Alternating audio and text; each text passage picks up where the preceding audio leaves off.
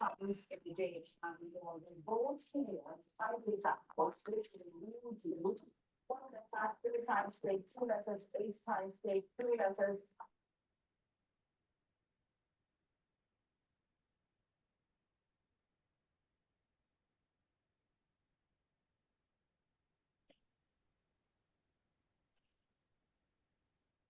Records. Yes, I'll make records.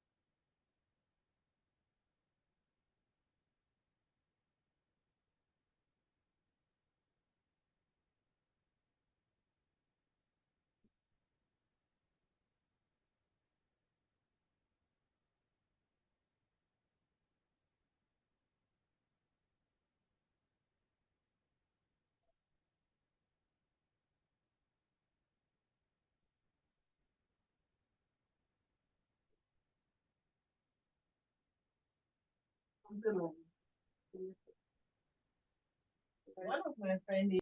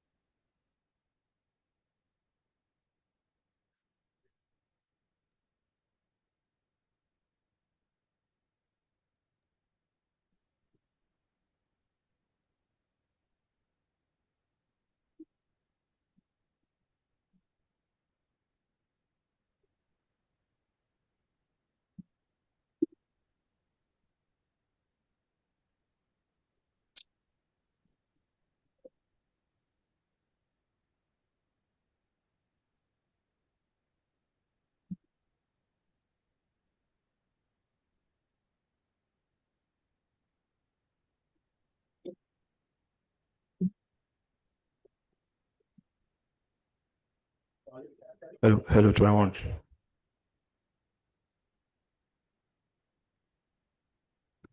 Hello, try one. Hello, try one. Yeah, hello, good morning. Yeah, I can hear you. Hello, try one. Yeah, Danny, I can hear you. It is coming clear. It is coming clear. It is coming clear, Danny. Whistle. 1 minute. Yeah, good stuff. Yes, I can hear you Hello. clearly, Danny. Okay, that's fine.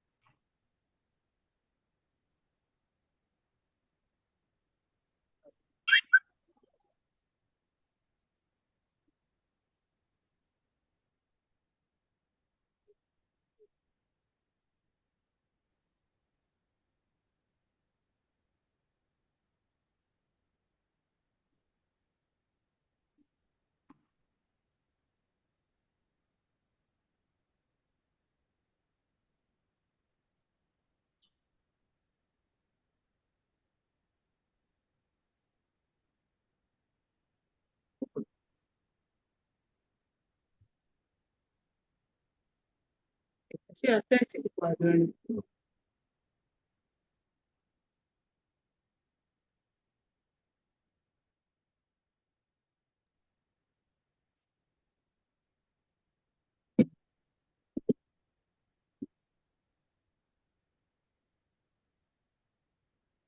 Come on, it's time. Let's start opening prayer.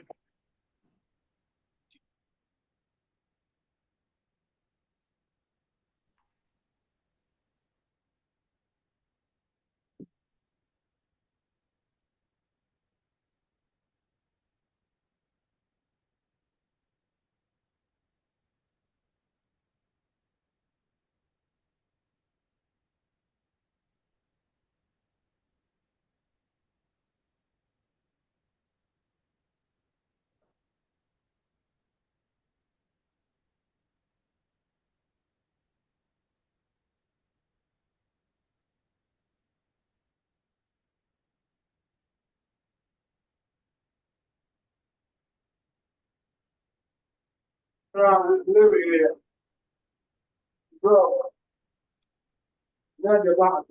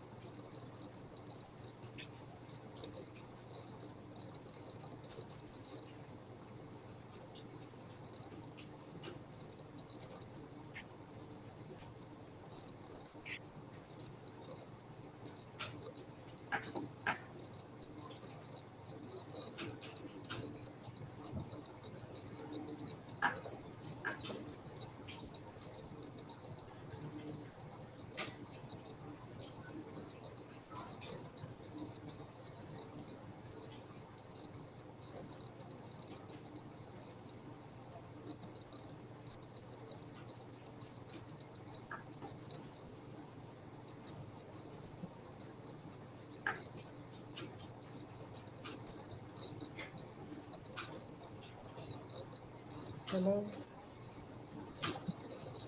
Hello. Good morning. Morning, boy. How's your way? So I'm afraid you, like I said, my friend here was CBS. I thought about office and now that's what I'm not feeling. Oh, Kumasi at the moment. Meninda ba. Oh, Kumasi.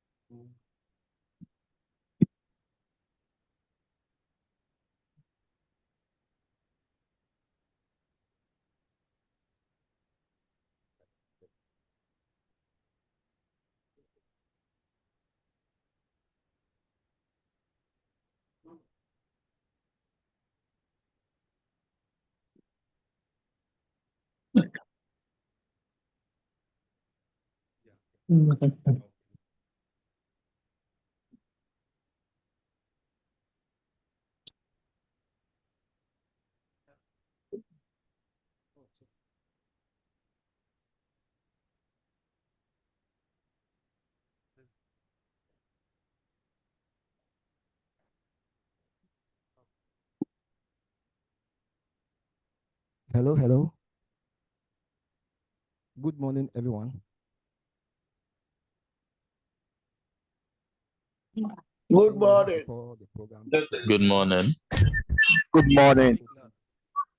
Good morning. The program to an order with an opening prayer by Surveyor Isaac Pam. Please, a round of applause.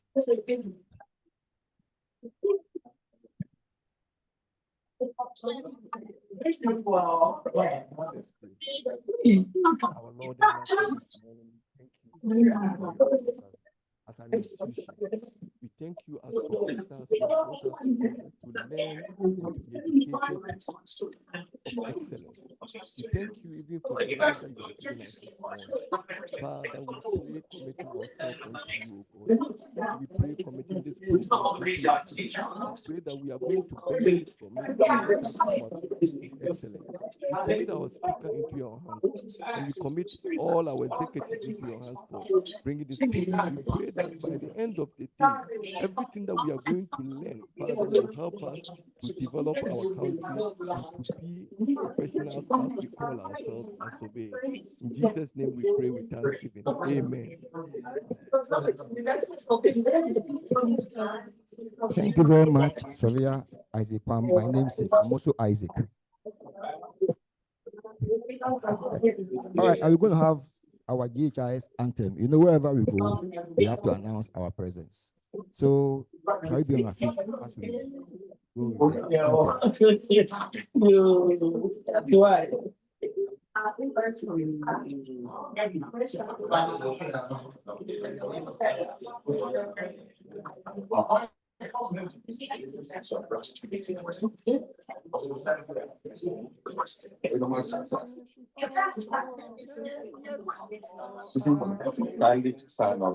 Every hand and let us the image of the surveying practice to be recognized as a professional excellence and promote growth and development at all levels. Let every hand and let us of the surveying practice to be recognized as a professional development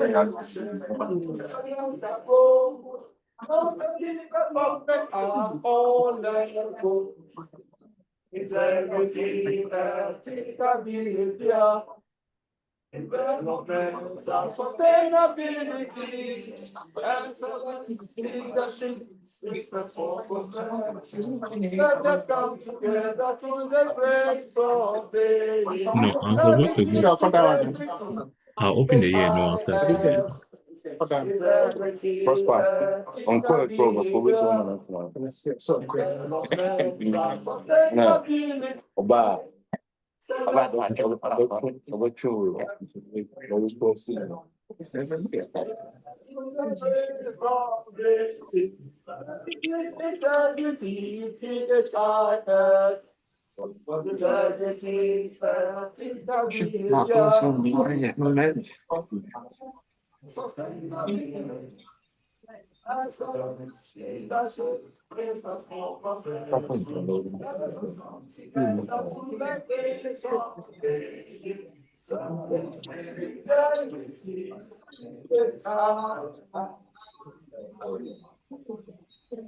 And you have lost, please. You have lost. And it's always good the screens appear. As you see people shaking their legs. When it gets to the last stage, you see everybody singing. So we need to get used to the first part of it. So I will wholeheartedly get everything in. Thank you very much for your time. Today is a great day. It's a great day.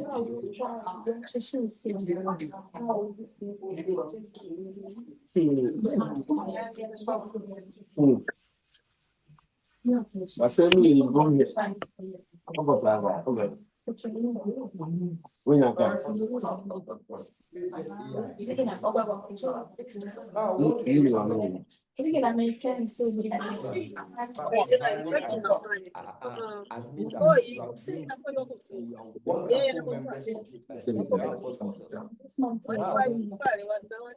And I'm so grateful for our past presidents.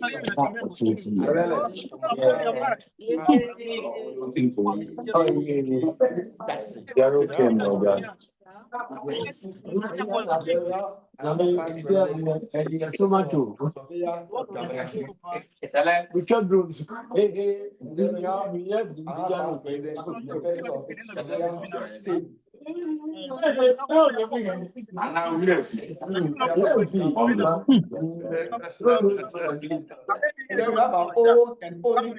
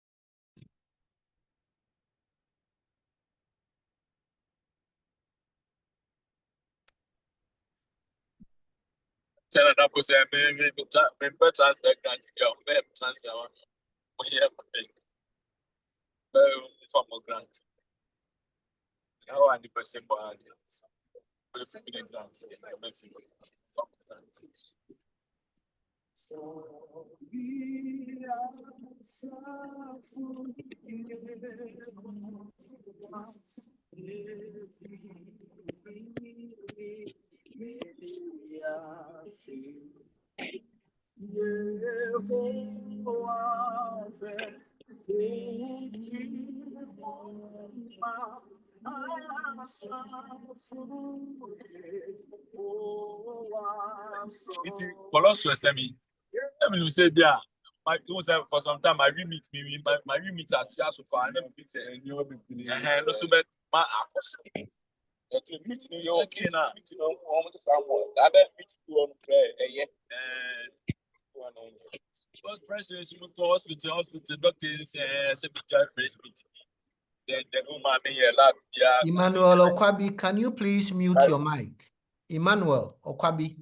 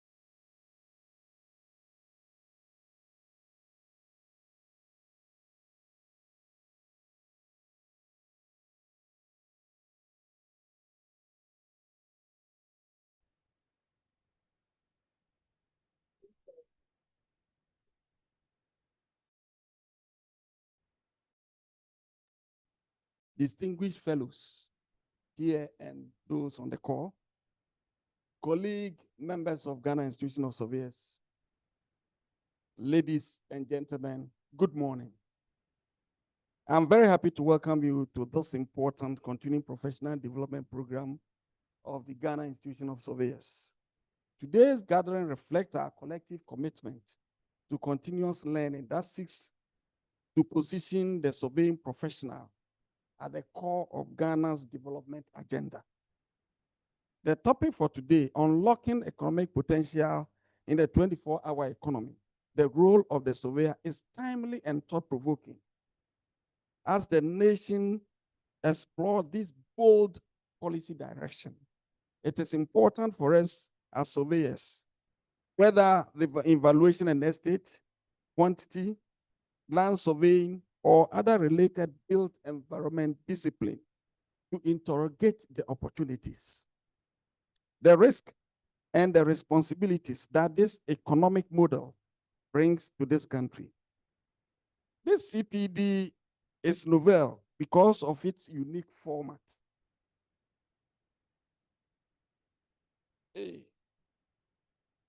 As a fundraising, raising funds through sponsorship and from members and organizations towards this program. It's novel. We normally don't do that. We say CPD and we all join and welcome.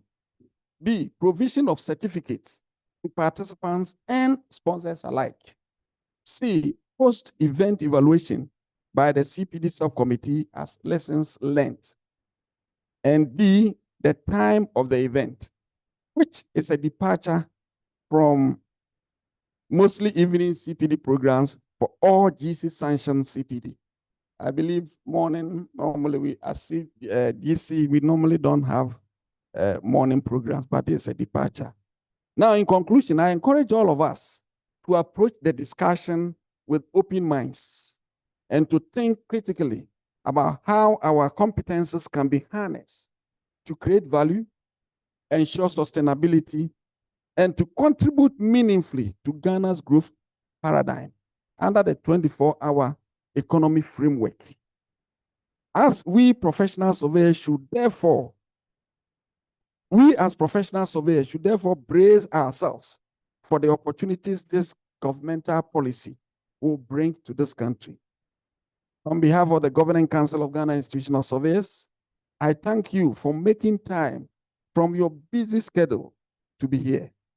May this CPD session enrich our knowledge and inspire us to take critical steps that will enhance our practice and impact society.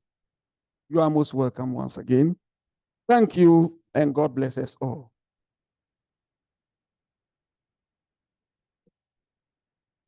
Oh, please, a better applause for our president. We have Surveyor Past President Ishmael Nii on the way coming. He's caught in traffic. I'm sure he will join us soon. And then we also have the first lady president of the Ghana Institute of Surveyors, the person of Madam.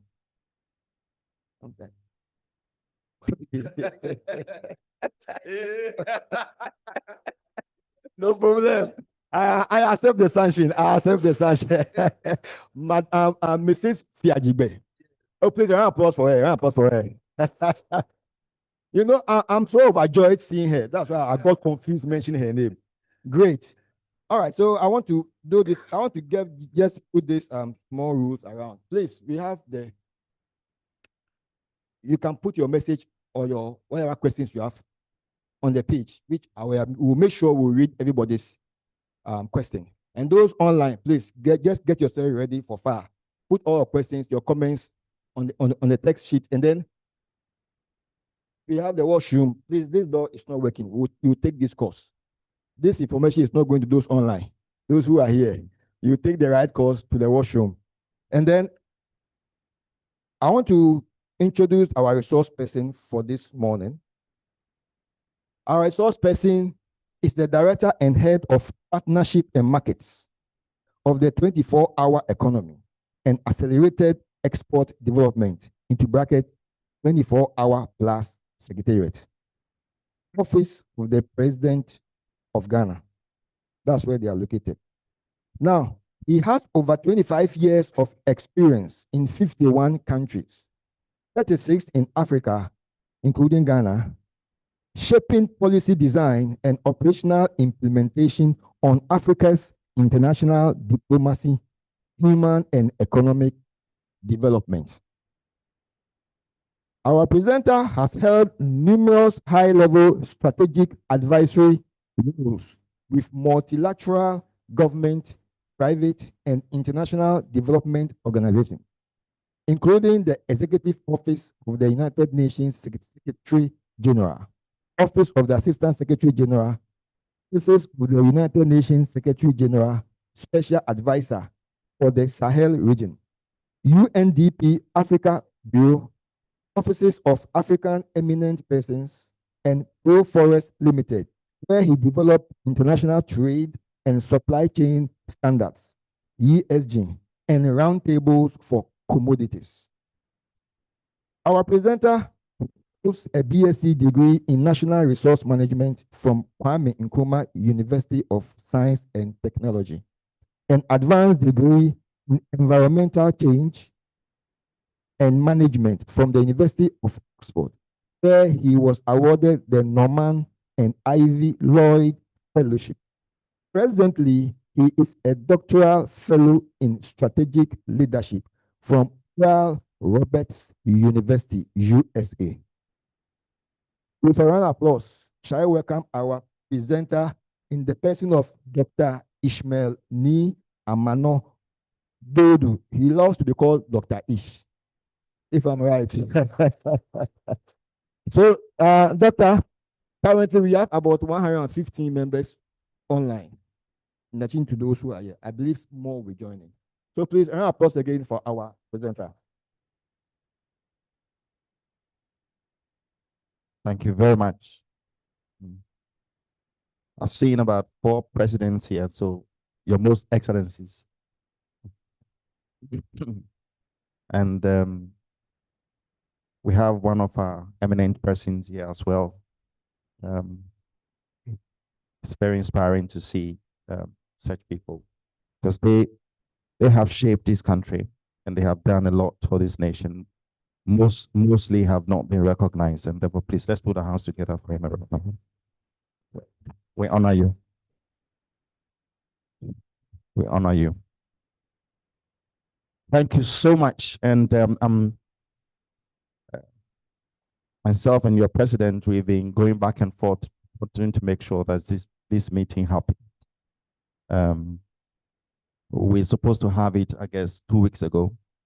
But we've been traveling. We have the team, the 24 Economy Secretariat. We are now going to be called the 24 Economy Authority, because the cabinet has passed our bill, which is now going to Parliament, and therefore we shall surpass any president, and so it's come to stay. We have been very busy. We do a lot of travels as well. So as a small team, it's very difficult to schedule things. So I apologize for shifting the dates. But I'm very happy to be here. And what I told your president is that this presentation will function as, will serve as a guide, but I'm going to speak from my heart and to deal with the topic, how we are going to unlock. I think the topic is unlocking opportunities in the 24 economy and looking at the role of surveillance. In the past few months, we've had opportunity to speak to a lot of professionals. We talked to industry, we talked to private sector investors, and we've also had a great opportunity to meet with government, all the agencies, interministerial agencies. We've also had 2 meetings chaired by the president. They're called is a committee, Presidential Advisory Committee on Accelerated Exports. And then the president himself chairs that committee, and the 24 economy, my team will function as a secretariat for that meeting. And so the 24 economy agenda is serious, because you have the president himself being our boss, and who is making sure that this thing happens. And he also had a meeting with, when he was in the UN General Assembly, he proposed the blueprint strategy for the 24 economy as one that Africa needs to think about, because this is really what will help us with economic emancipation. So I'm very happy to share with you the 24-hour economy. So I would ask, what is the 24-hour economy? The president's vision is that the 24-hour economy is a catalyst for industrialization, export promotion, but ultimately to create jobs. And it is an economy that is intended to work for everybody every hour of the time. Now, why is the 24-hour economy necessary? I've always made this argument that if you have malaria, then you need to have some anti-malaria drugs, right? That's what needs to address the issue. You don't have malaria and drink whiskey and think that that's going to help, or that's going to kill the malaria parasites. So why are we having 24-hour economy? It's because we believe this is the right thing to do. At the moment, we have a country with vast resources that we have not tapped. Some of them we have wasted and we continue to waste. But Ghana as a country is very unique in many ways, in terms of its natural resources, in terms of the human capital that we have. We have a country where, if we look at some of our untapped resources, and some of you, you are into geodetic and geodesy and so on, so you know our cadastral maps and some of the valuations of our natural resources, which most people don't know. But you know that if you look at the northern region, with a vast stretch of land that seems to be dry, underneath is huge concentration of gold deposit, much of which is probably 3 times what have been exploited by the country in the last 6 decades. So we still have a country that is very rich in resources. Our iron deposit is far beyond what you can imagine if you want to process it for iron, for steel production. So we have a country where we have to be able to build this country, tapping on all the natural resources and everything that is included. So when we look at the 24-hour economy, we realize that we cannot continue the type of economic growth that we are having, because this economic growth is not producing the jobs that we need. It's also not able to harness the talents that engineers such as you have, or surveyors, or professionals of the nation have. We have running an economy where professionalism is not a value on assets. So to the extent that as a professional, you feel you are so undervalued and underappreciated. Your professional advice does not find its expression in some of the infrastructure that we are building. We do have political consultants who tell you what to do, and they have the contract and they advise ministers of state, or they advise leaders, government agencies. We are running a country where the structure of our economy does not make sense for anybody. To the extent that we export all of our raw materials and then we import finished products. And our second and third largest import of 350 million. My brother, I see you get.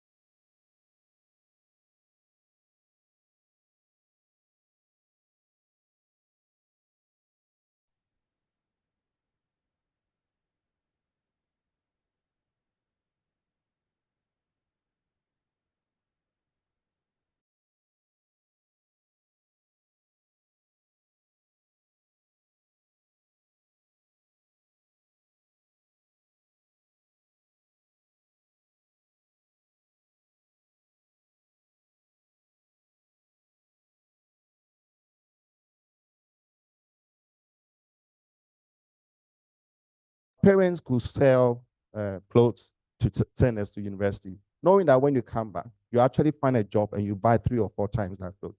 It was an investment then. As a gown man, we call it jewelry, you know, those gold, your parents take their jewels and go and sell. Because they know that it's an investment. But today, when that happens, you're not going to get the money back.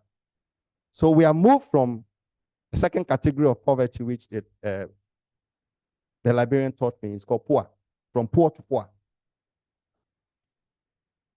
When we are poor, at least somebody will get you some food to eat. There's some food in the community to help you. But when you are poor, so that's the kind of economy we have. So our GDP has ballooned from $10.6 billion to $80 billion in the last 40 years. All right. Principally, as soon as we got oil, it moves up. Now, as the GDP goes up, our job employment rate goes down and the jobs goes down.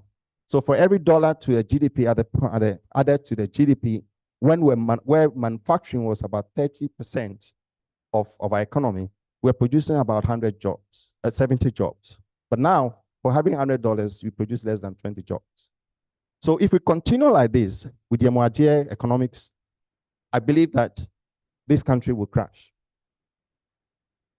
So the 24 economy is to turn that, but building a self-reliant, highly productive economy, where professionals will find an expression in this economy and they will drive the economy as a private sector. It is not a capitalist economy. It's an economy that works for everybody every hour on it. So we are looking at inclusive economy where boys and girls who cannot read or write, and they form about 30%, should be able to find an expression in the economy because they can use their talent, their skill. We have an economy in which there's a huge deficit for carpenters, huge deficit for painters, huge deficit for plumbers. And we know, because we are engineers and you build all the time, if we don't get them from Togo or Benin or Burkina Faso, all our brothers and sisters, our young people that should be hired to build a house or construct a building, they are the ones that they sell pure water on building construction sites. They are not participating in that economic structure. So our economy is deformed, and therefore 2024 economy approach is to structure a new economy in which made in Ghana goods and services will form more than 60%. Because at the moment, 80% of our economy are controlled by China, India, and Turkey. So your GDP of 80 billion is 64 billion of it goes to this country. And if you do the Yamwadia economics very well, if you go to Choba, you need 40 Ghana cedis to buy fufu and eat, right? So you use the 20 for the actual food. The 20 Ghana cannot buy, so then you buy Yamwadia. And if you check Turkey and India, they don't eat Yamwadia. So now that you love it, they dump it here. So look at all around you. We don't own our economy. So the 24 economy structure is to be able to mobilize the private sector, small, medium enterprises or micro enterprises, give you the capital that you need, the capacity that you need to be the one that would drive this economy to produce all the goods, services essential for running the economy. To the extent that within 5 years, we are believing to create more than 1.7 million jobs and reverse the economy to the extent that you will have more of Ghana's production. So there are 3 pillars that we put there. Before I come to them, there are 3 pillars that we put there. The first pillar is, how do we transform our production, what we produce in this nation? Production transformation. Both in terms of producing in quality, producing the quantity that is needed, so that industry will have the raw materials they need to be able to process it.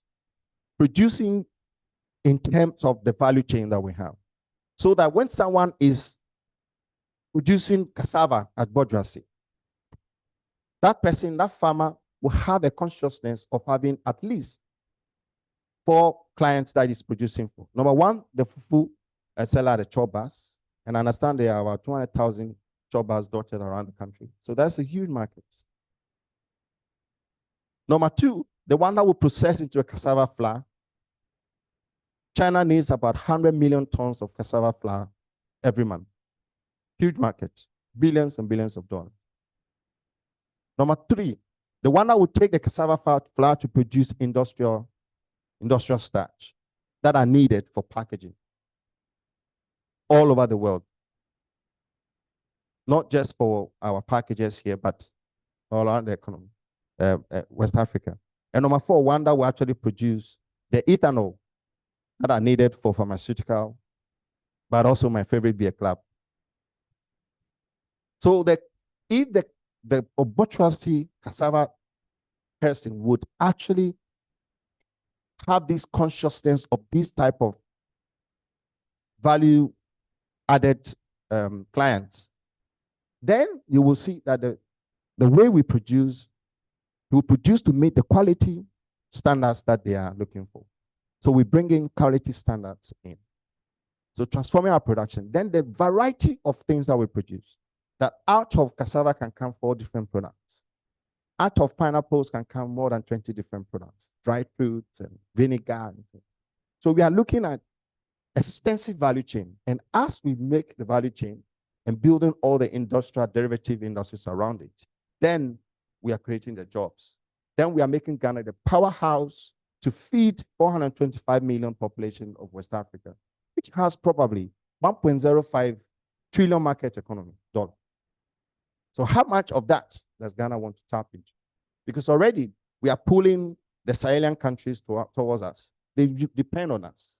They depend on our pharmaceuticals, they depend. So we production transformation. Then the second is issues around market efficiency and logistics. How do you manage our supply chain to minimize post-harvest losses, to ensure there's buffer stock so we'll minimize the prices that we have on the markets? So this logistics and supply chain is heavy-duty infrastructure engineering work, which require people like you are sitting here to bring your creativity and imagination to say, how do we structure the network of our connectivity to make us competitive and efficient in terms of products on the market? Not just Ghana markets, but the markets around West Africa. How do we create that? So that is one new potential that we need to unlock. Because the rails that are created were created we inherited them from our colonial days, and they were targeted towards extraction of natural resources. But they did not target it towards growth corridor. So we want to make sure that we create growth corridor through this imagination to people like you to guide us to make that happen. Then the third one is my favorite, which is how do we invest on the mindset and the behavior change of the human capital, so they also have the skills appropriate to work in the industry. Because most of our universities now and trade institutions, trade centers where they teach us things, they are not fit for purpose for industry. So if we want to really make big industry, and for products to move to the quality that is you expect to be able to export, meeting ISO 9000 standards, you must invest in human capital. Also, our attitude to time, our attitude to professionalism. I don't understand if anyone goes and studies geodetic engineering and is not a member of GhIS. I don't understand. How can you not become a member of GhIS as a surveyor? Most of them will not come because they don't want the discipline. Because if they come here, they do something bad, they'll be, there's some punitive measures. There's self-regulation. How do we get our nation to be highly professional? So those are the 3 pillars, and out of which we have 8 programs. Growth 24 is agriculture. Make 24 has to do with manufacturing, pharmaceuticals, garments, and I'll share some of the projects. some of the projects that we are going to, I will use as an example to speak to the topic. Then we have Bill 24 that has to do with construction. We live in a country where only 5% of our population of 34 million can afford a house. Less than 20% of our population actually live in decent housing, where there are toilets and there are urinals. We have things that are so abnormal. We've normalized it to the extent that everybody, when it comes to houses, is living in poor. Look at all around us. So how do we address 2.4 million housing deficit? As a people, don't we deserve the right? Don't we deserve something? We don't just turn up and die like this. In our lifetime, we must see Ghana again. Of the 70s and the 80s, where we were manufacturing Akasanuma and Sanyo televisions and so on. And Vodacom beef. Exeter came to learn from Vodacom beef. And today, Exeter is alive, Vodacom beef is extinct. This was the country where, in making the transition globally from black TV to color TV, the first color TV that was circulating around Africa was manufactured here by Sanyo. Why are we not there again? So we have to deal with our manufacturing, our construction. Then we have our show 24 that has to do with creative arts and tourism. Today, Daddy Lumba is gone. How many replacements do we have? Where are the Kim Bruces? Where are the Kojo entries? Papa Yangsins? No, let's think about it. That's over $40 billion market. $40 billion market. We say we don't have jobs. We are poor, but we can sing. We don't have them. So how do we professionalize that? Then Fund 24, because the private sector, so we mobilize this money, and I'll share some good news of how much we have mobilized so far. That is going to come to some of you. So then we have Aspire 24 that has to do with our human capital, mindset shift, and investments on the softwares, IT technology, and so on.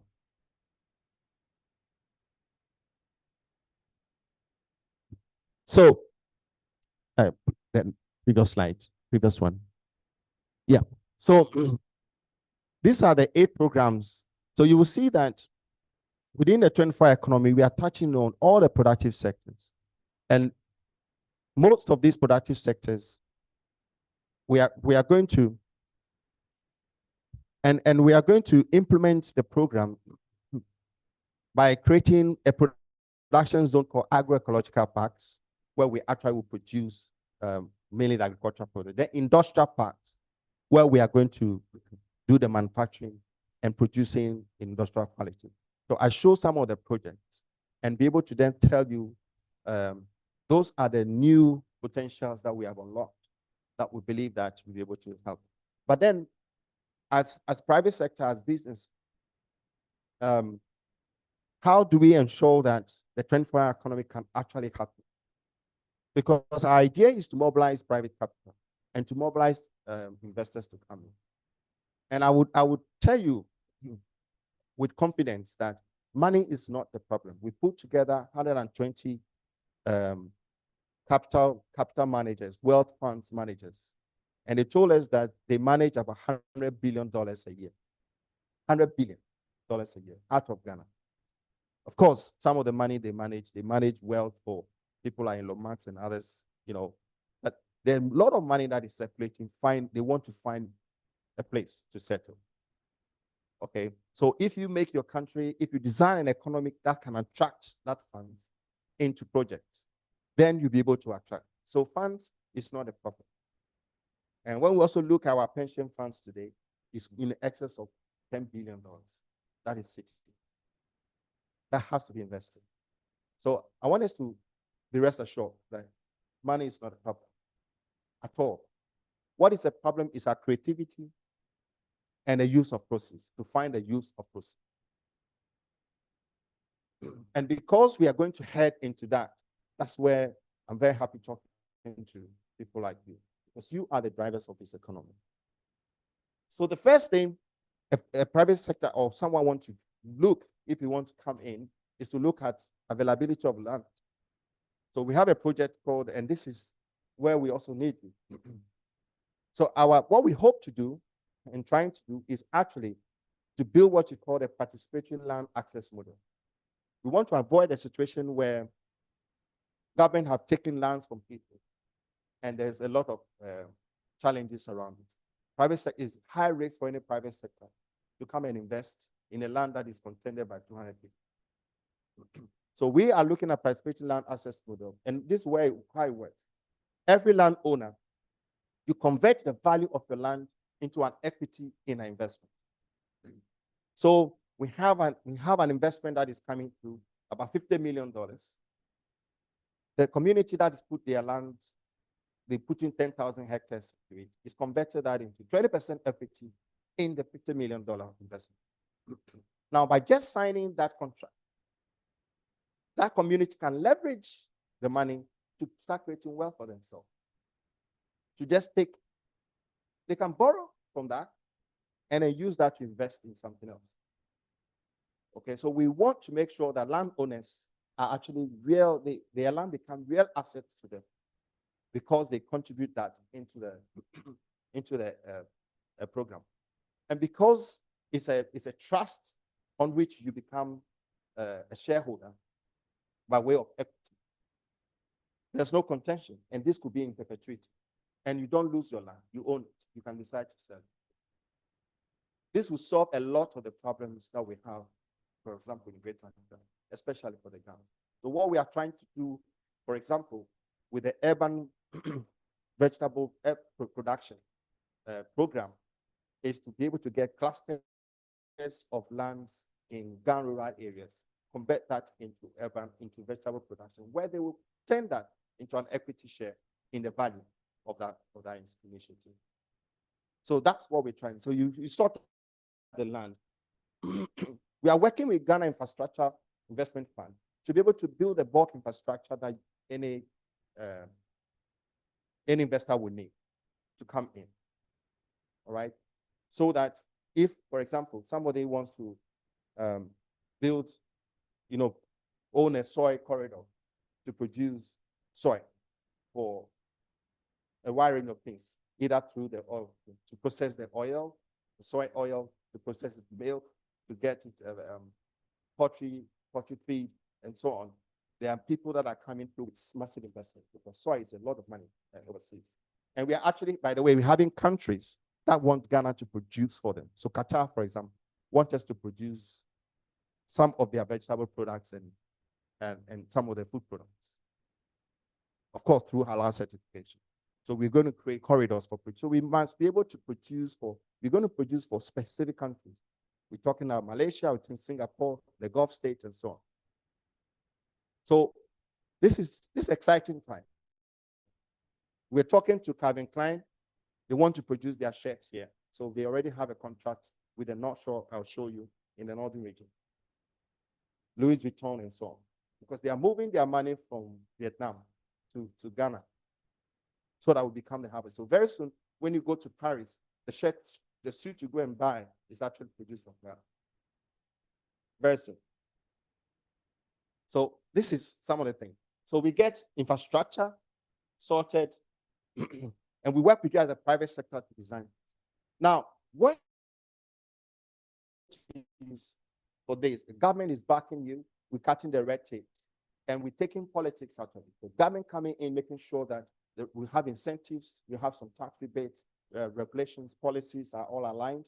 That you don't set up a sugar production factory when they are exporting the sugar. You don't get the sugar to produce. You don't get the sugar cane to produce the sugar. So factories will have the raw material. So we have ecological park, industrial parks, supply chain intakes, and we sign offtake agreement with all of them. An industrial park is very value chain. Somebody's producing one part, another produces another part, all of them for economies of scale. So what has this, what's the role that kind of surveyors, and we need surveyors to be able to help us to make sense of the participatory land access model. How do we build the trust? Where are the lands that really are good for soy corridor, are good for cassava corridor, are good for rice, are good for maize, are good? Where are those lands? And you also have history of urban development. So you can tell us that, no, this one will give you a problem because the road is supposed to cut through here. So working with you to design our industrial parks, to design our agroecological parks is very important. Citing where those things are going to be located. But also, the Institute working together to make sure that you can own equity shares in some of these things that are coming, because we don't want the Chinese to own all our industrial parks. We want Ghanaians to do so. So how can you, as institute professionals, also build wealth for yourself?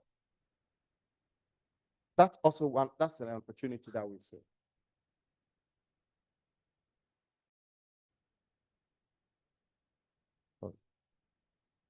Yeah. I'll skip this.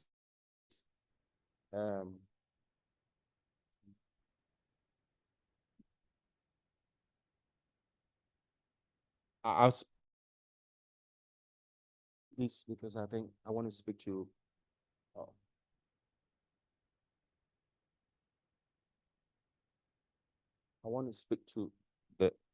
our projects. By the way, I'll share the slides with you, so you already have it. Yeah. Okay. So where are the potentials in the 24 economy? The first is our voter economic corridor. So this is a new potential. We're opening up the voter lake. Now you recall that when Kwame Nkrumah built the dam, the building of the dam, what we remember most for the building of the dam is actually to provide us with electricity. But the original idea was to build a dam, provide electricity to power an economic development, to power industrialization. So what we have done next, what we have done with the voter economic corridor is to go back to basis, to say, okay, what is the largest man-made asset that we have not utilized? And that's the voter lake transfer. What are the challenges with our movement of goods and services up and down the country, and maybe east and west? What are the challenges with opportunities connecting Ghana to the Sahel countries or our regional countries? So we looked at the voter economic corridor, about 2 million hectares of arable land. We can actually irrigate, and out of that can come about 5 corridors, which I've explained: cassava corridor, rice corridor, sugar cane corridor. And when they produce in that part, we can use the voter lake as the transport corridor with inland ports that will be developed to be able to cut the goods from the north all the way down. Now, at the same time, if some of the goods have to go towards the north, then it becomes a shortest distance from Tamale through the inland port, and you cut the goods and they can be able to serve the Sahelian countries as well. So the voter economic corridor is one of the first things that we are opening up. We're working with the Ghana Infrastructure Investment Fund to create an SPV, which is literally a private sector, to build this, to build inland ports, and then to build the barges on the lake dredge it, and also to get the lands that will be ready, the 2 million lands. Now, the role that surveyors, GhIS is key to play is, number one, where do we delineate the 2 million hectares? Because when you go there, I mean, it's a shrub. This is a vision we have. So when you go there, you see shrubs, you see, how do we get that land clear? And how do we create the corridors? Where should the rice corridor be? Where should the cassava corridor be? The soy corridor? Where should all those corridors? Now, how do we, you can imagine that we are creating, we are building a powerhouse of production. That's what we intend to do with the vegetable and all these corridors, agricultural produce corridors we are creating, is to be able to even produce for specific countries. So Gulf state would like a certain form of production of their goods called halal. So we can take maybe 20 million, 2 million hectares, right? So we can take maybe 100,000, 200,000 dedicated for halal production. Priced. So the farmers, by the time they produce, they know the money, their value. And all the agroecological parks that we're going to create over there and industrial parks, they will convert them into a community. So where would their hospital or community health centers be? Where do we put the banks? You know, designing the entire production sphere. This is where you have a lot of opportunity. And I'm talking real opportunities that we are very keen to work with you to unlock. So that's the Voter Economic Corridor. Next. Go, next one. So as part of the Voter Economic Corridor is the logistics and transportation. Now here we are talking about inland ports. We are talking about cold chains. We are talking about warehousing. These are major infrastructure. We are talking about barges. We are talking about docks where you can actually, you know, fix some of the barges and repair them and so on. We are talking about farm service centers. So you can see there's huge opportunities for us here. So this would deal with the logistics. And the idea is to be able to cut goods from here to Burkina Faso, to Benin, to part of Togo, and then all the way to Cote d'Ivoire as well. So we are positioning our economic corridor to be able to serve the rest of the world, the rest of the region. Next.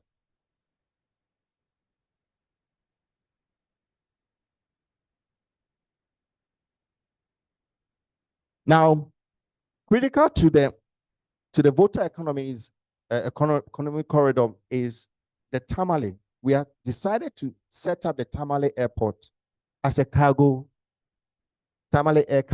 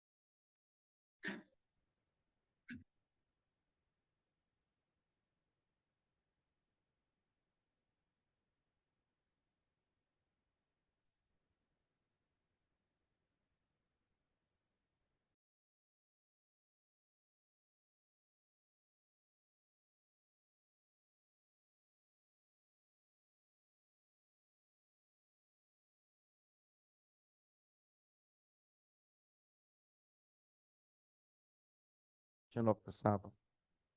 And the industrial corridor is to process the cassava to cassava flour, to ethanol, to industrial starch, and so on.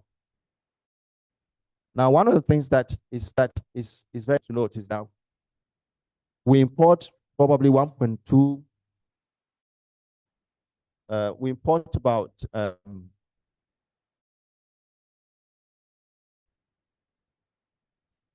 we imported about $10.7 million of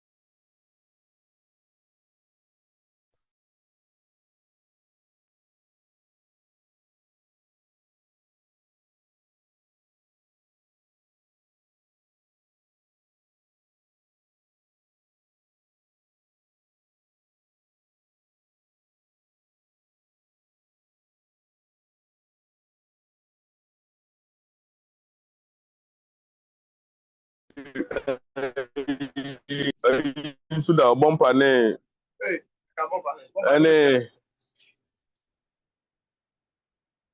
Any boot. What's the car? Fully electronic.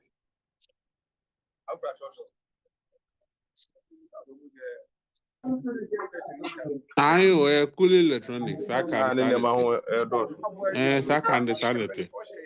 about this, you use man, I don't know what.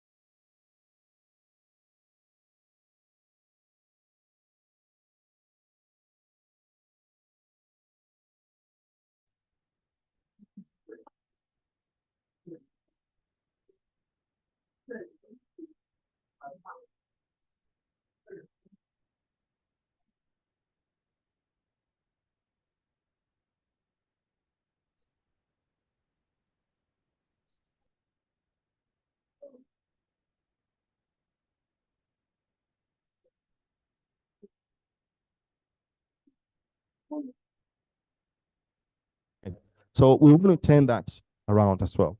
So the pharmaceutical center we call it Legon Pharmaceutical Center. Just put the name Legon there. It will be cited anywhere, but it will be in the Accra area. We are looking at the land. So you have a pharmaceutical center. And the last one that I want to share with you is a machine center. Now, in the past, in 1960s, 40s and 60s, actually, we were producing everything for our colonial power. Now, when they left us, they took all the technology away.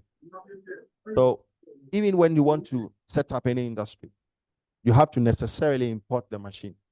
And when you import the machines, you also have to import the talent that will build the machines and so on. Now, what we are trying to do is to cheat the system like China did. Within a 24-hour economy in industrial park, you come with your machine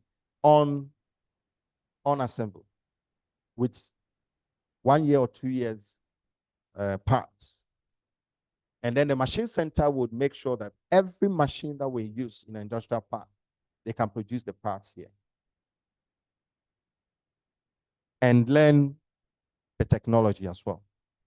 So we are hoping to bring back the technology for industrialization. So we can manufacture industrial machines here. And with this idea, we are able to attract some of the players from other countries who really want to come and join us and to set base and become the leading manufacturers of high-tech machines in this country. And the idea is that we could become the Shanghai of China. And that is the vision that we do have. So the machine center, we have looked at the largest artisanal machine center in West Africa, or actually in Africa, magazine. It's the largest. And we're going to leverage that and professionalize it into a big industrial setup called the Machine Center Kumasi. So that's what we are going to do. Now, all these projects that I've highlighted will require architecture, drawing, land, demarcation, will require all the things that geodetic management, you require all these things. And then the question is, Are we going to rely on Turkish to come and do this, or we have the capacity here to do it? So we believe that the capacity is here, but the capacity is dissipated.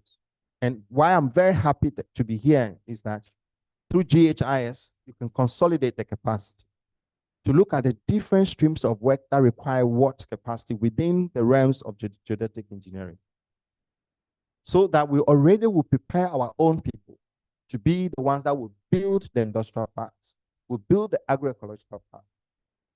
We'll prepare our own people to be the ones that will take charge of the pharmaceutical center development, the textile, and all of this. So this is the massive opportunity that we have here.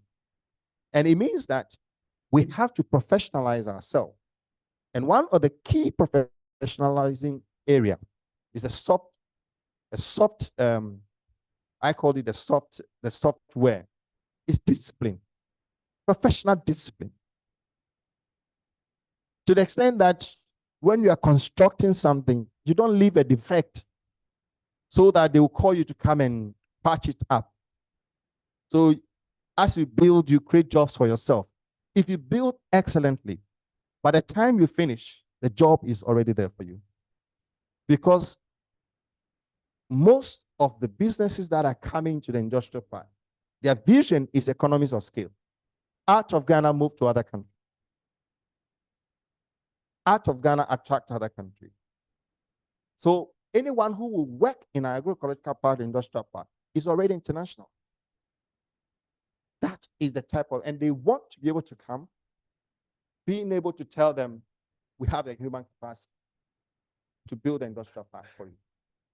We have the human capacity to manage the sophisticated machines that you bring. You have the human capacity to produce the tin tomatoes and other things. We have the human capacity to construct the barges and so on, and to repair the barges when it, so this is what we are trying to do.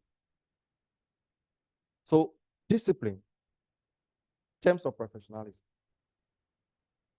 And then the other thing is also looking at what technology you can bring into your professional discipline that will strengthen your efficiency and capacity. So attraction of the right technology. This opportunity will, opens up big doors for inflows of all types of technology coming through. We have people coming in, talk to us about AI technology in the health sector, in engineering, so on. And they want to manufacture the technology here. Our idea is that this country will become the hub of production. This country would lead industrialization in West Africa in ways that we have not seen before. Because the opportunity is here. You heard the president saying, Africa is the place to go. Yes. And by 2050, 1 out of every 3 professionals in any discipline must be an African because of our demography. Now, we have a lot of young people that need to be developmental. And what I see with GhIS, which I really like, is we have some of our veterans here. And we have some young people here. Please, this is gold mine. This is a power of mentorship. One of our programs we have is called Silver Line Expert, where we are bringing our veterans who have built things, who have created things, to mentor the new. There must be that transfer of that blessing. And within GhIS, you have it set up. If you're a young surveyor here and you are haphazard in your professionalism, it means you are arrogant and you don't want to learn from any of them. That's the only reason you can be a GhIS and be haphazard. With your arrogance, you cannot be imparted. So we have to kill that and allow the power and the spirit of mentorship to flood this place and bring a success. That's what we need. So the program brings all these opportunities. And my last statement is, this is perhaps an epochal moment in our lifetime as citizens of this nation to actually give birth to something that our children will be proud of. This is one of our last opportunities to do that. Thank God our veterans are alive today. Program has been. Within the next 5 years, let's run with this. Let's utilize this opportunity to build Ghana as a very highly productive, self-sufficient, where our goods are all over they are in demand, not just in Ghana, but in the world. And that is when we'll have the 3 sheets. We have the 9th economy. So when we talk about the 9th economy in a 3 sheet, we are prophesying a vision of a country where the product is so sought after that we need to producing them. That is the power of the 25. Thank you.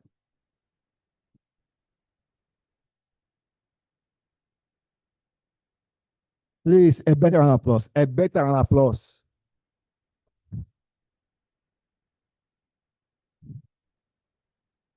Dr. Inch, I wish I can add prophet to your name. As I said, Dr. Prophet Inch. Yes, it's a very wonderful delivery. And I believe we've all taken our parts. I think this is for all of nobody is counted out. Can we I want to say, if you have a question, those online, just put your question on or comments in the chat box. We'll make sure we're ready to you.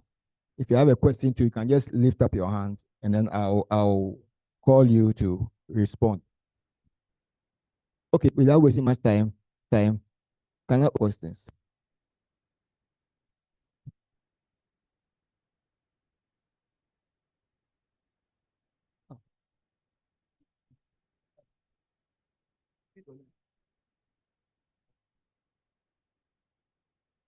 Thank you very much.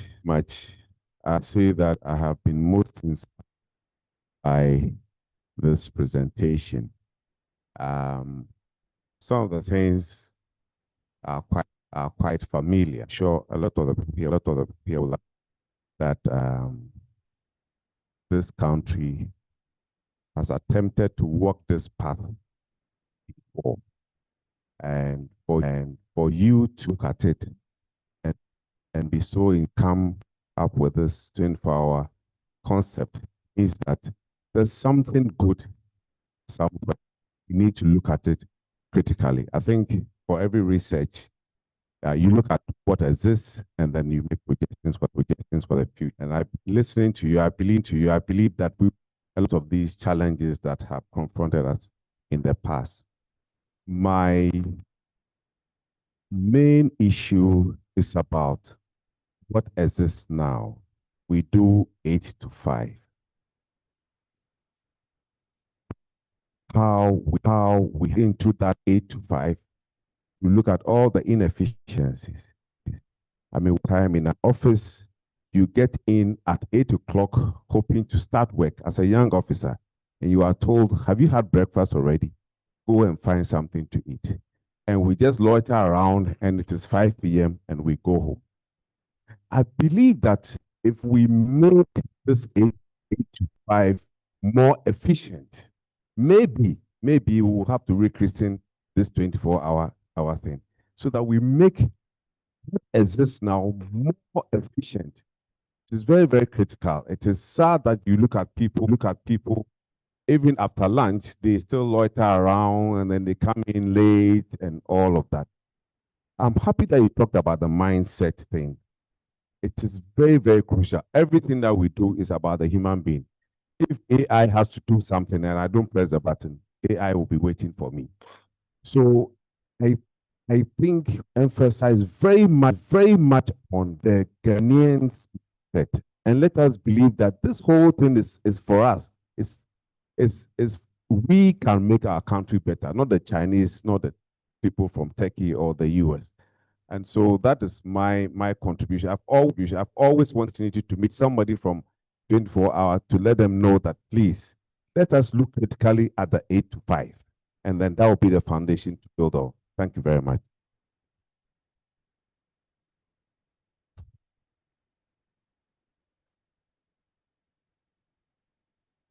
Thank you very much, Past President. That's simple question.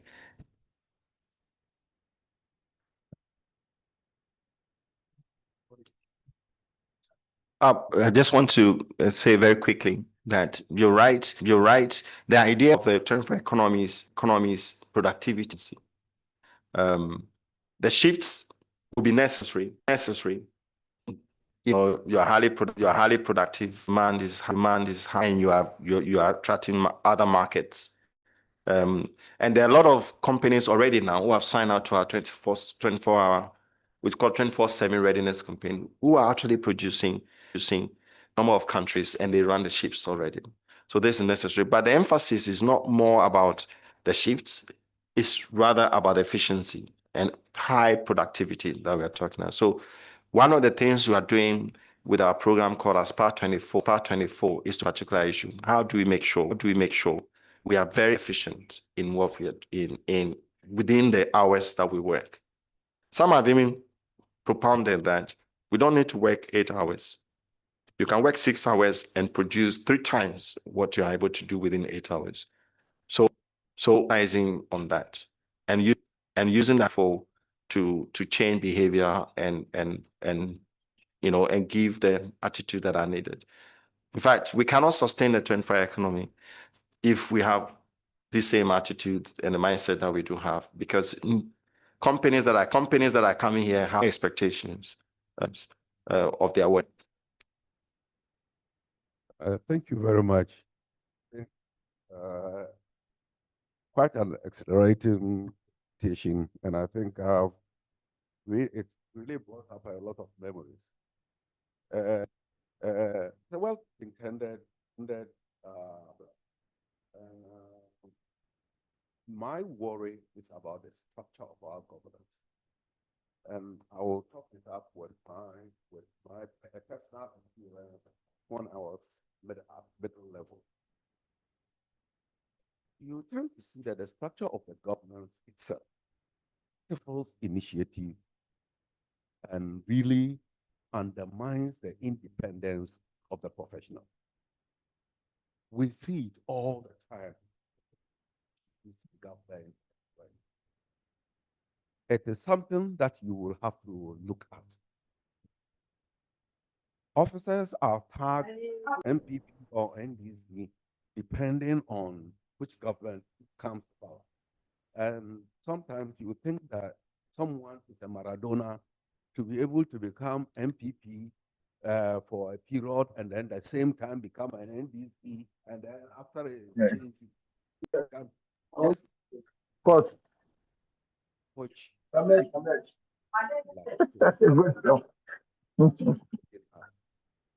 the experience with governance,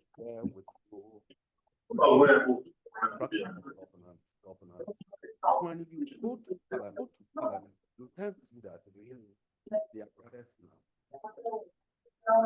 In 1999, there was a program to look at how to improve rice production in Ghana. And a lot of sectors were bundled up to Akosombo for intensive I remember one Dr. Educhu she used then to be one of the directors at the Ministry of Agriculture, gave a very profound of the state of Ghana's agriculture and the sort of potentials that we had. I mean, and experts from the Soil Research Institute, Food Research Institute, they all came with very brilliant presentations and things to be done. You know,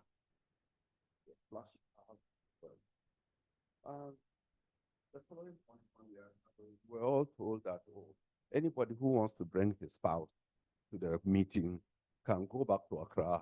I mean, rather go back to Accra.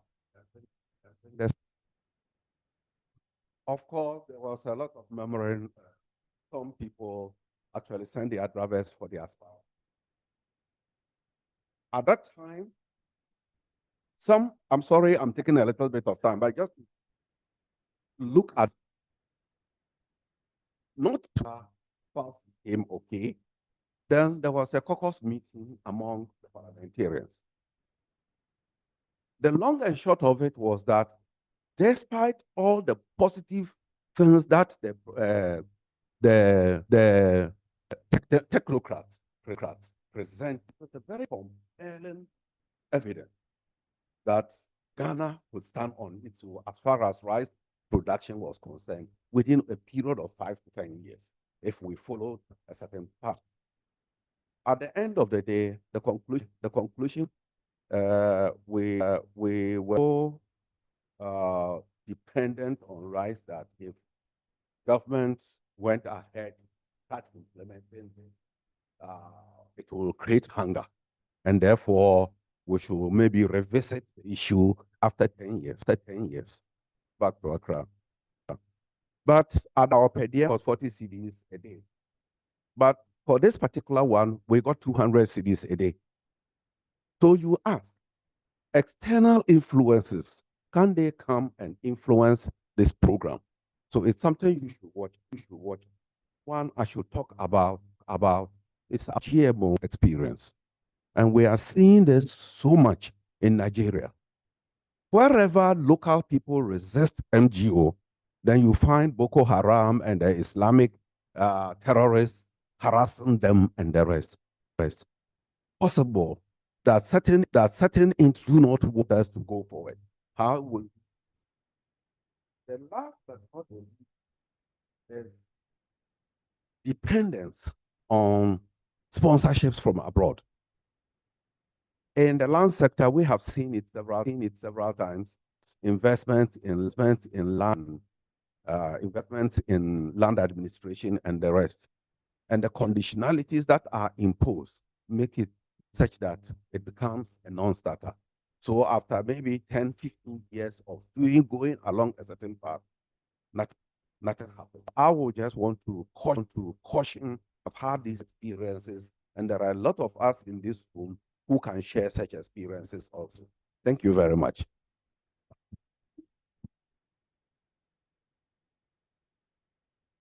All right, and maybe, okay. Sorry. Yeah, thank you, Ish.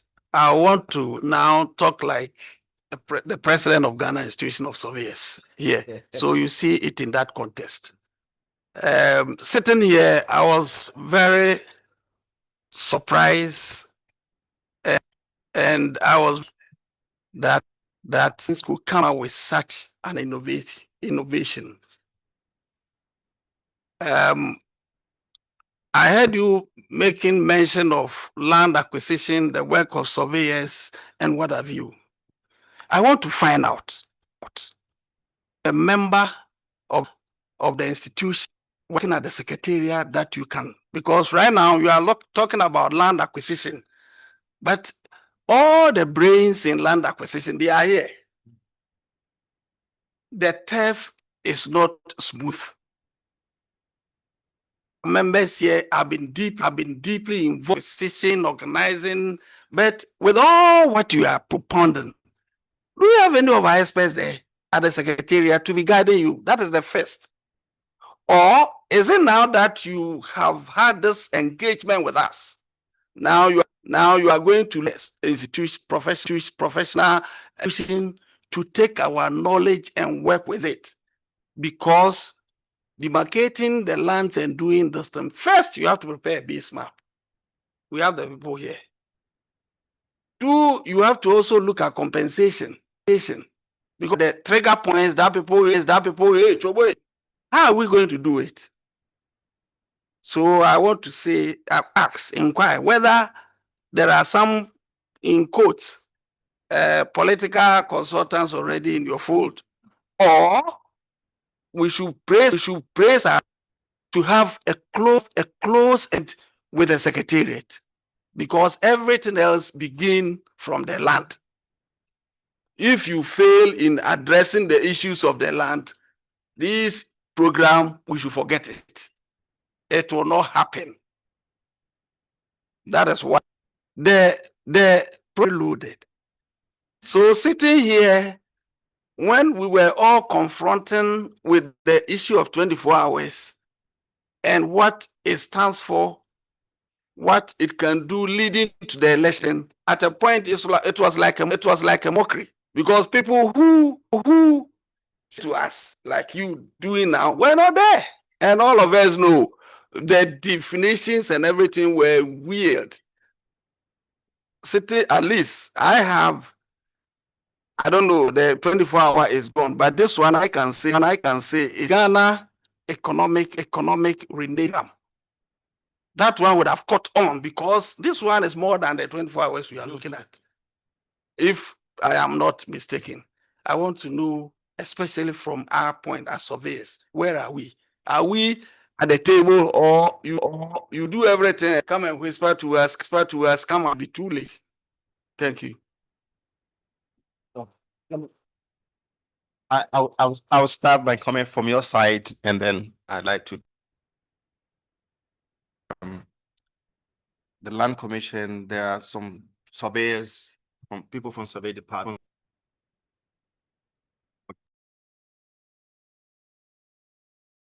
It's early days.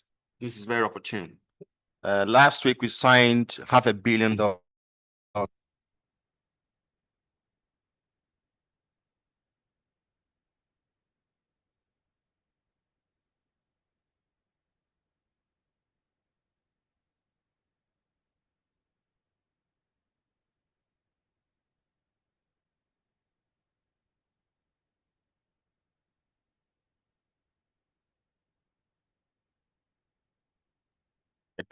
What we are doing is coordinating. So we are negotiating. We've negotiated very long concessional loans with Badia to be able to create a fund that would become that will offer cheap capital to small medium enterprise at less than 10% interest, in 3 to 5 years moratorium to build your equity before you start paying.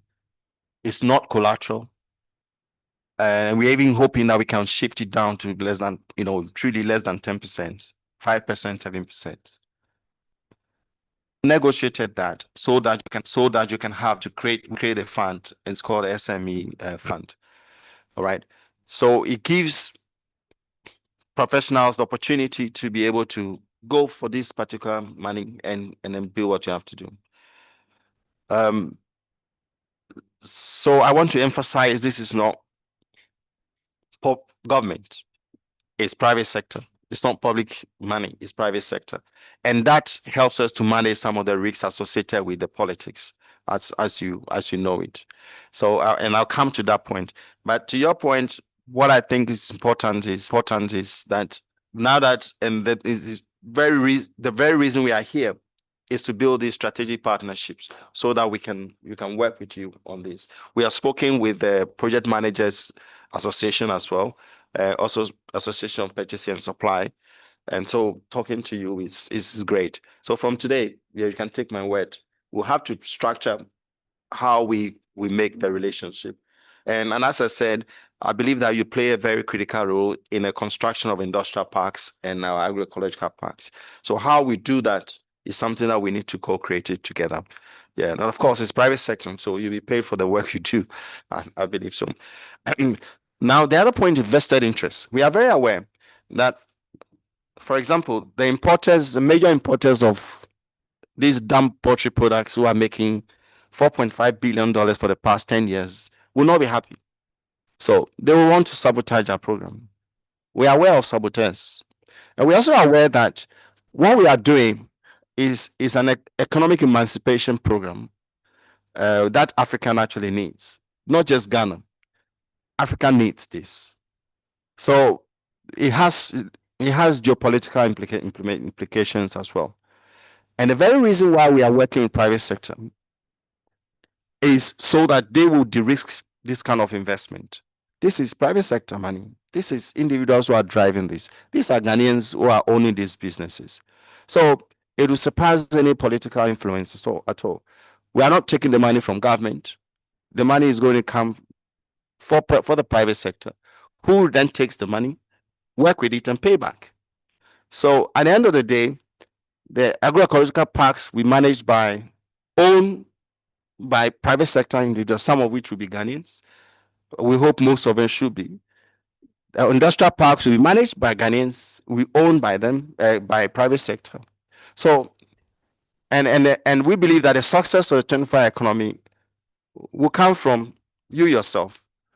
When you are owning your economy and you see the jobs and you see made in Ghana goods happening, and you know you are finding your goods expressing in different countries, you yourself will fight that this thing has to continue. So this is why you don't see us cutting swords, because we don't owe anything. We are only going to coordinate the whole program. And my role is, and our role is coordinate, and we'll find the capital that is needed. We'll find the technology to match to the businesses, and we encourage all of you to be able to take advantage of this. We'll find the use of the funds, and we get you to run the whole program. That's why we have SPV, for example, in industrial park, and some of you can pull together to own equity in SPV, so you own an industrial park yourself. So this is what we are trying to do. But the vested interests are very, very high, and we know that they form part of our risk, and so we have to manage it from time to time, and we are going to manage it. It's not going to be an easy road, because we are not even sure if Ghanaians really want to be rich, because all the people that come to talk to us about business, most of them are not Ghanaians. So we are getting worried that we're probably creating a $4.5 billion opportunity, which is now going to be controlled by Chinese as well in our own land. So please, we beg you, most of you are entrepreneurial. Think about the corridors, syndicate, put your proposal together, access part of the SME financing. It's less than 10%. Cheap money. They help you to build an equity. Why do you leave it for other people to do it? So I think this is beyond professionalism. Get together and also own something, build something, that's what we think. And if you own it, then the vested interest in terms of politics protect us, because after all, we are stimulating things, but we are not the ones that is owning this. So that's the way we want to go. Thank you very much. Okay.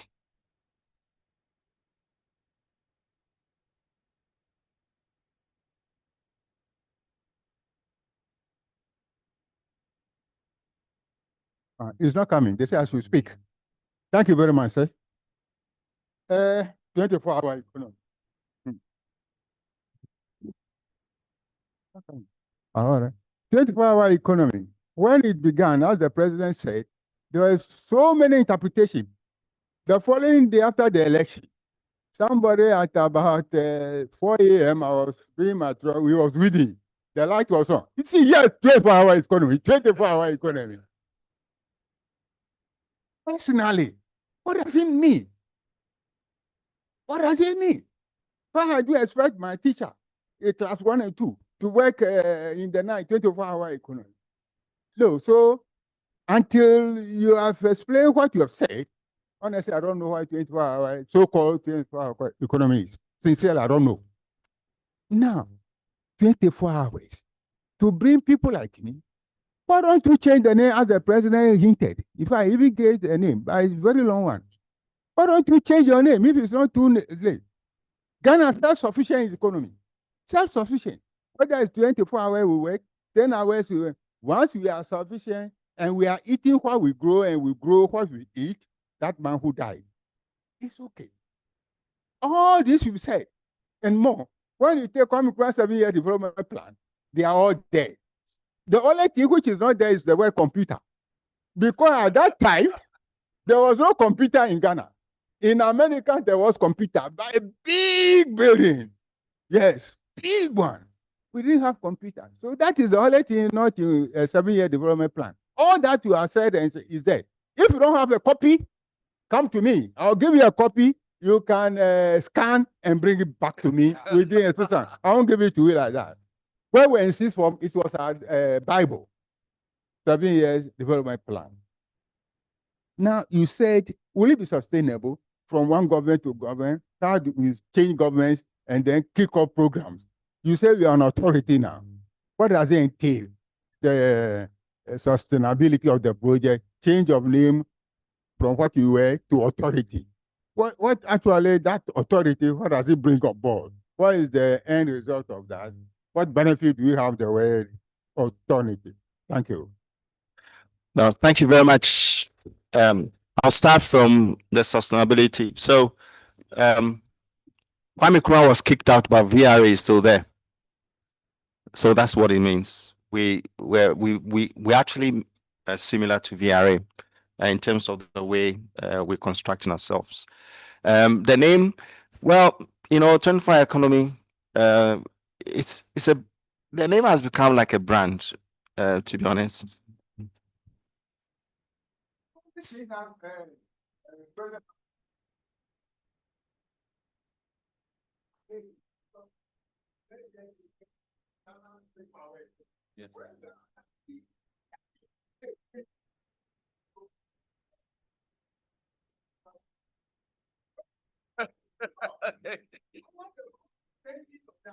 Oh, yes. Yeah, so please stop that. It is. We're going to be a 24 economy authority. You're right about the 7-year development plan for Kwame Nkrumah. What we did when we're writing the policy document, and by the way, somebody said if you have commissioned KPMG to write this or PricewaterhouseCoopers personally, they will charge about $15 million. We wrote a document by ourselves. We were sleeping in the office, Guzitano, everybody, with some of our young graduates. And we pull the vision out of their heart and say, if you were to do something for Ghana, how would you look at this particular issue?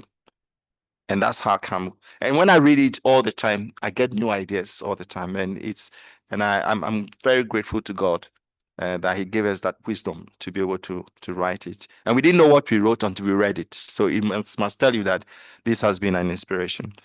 What we hope to really, really push.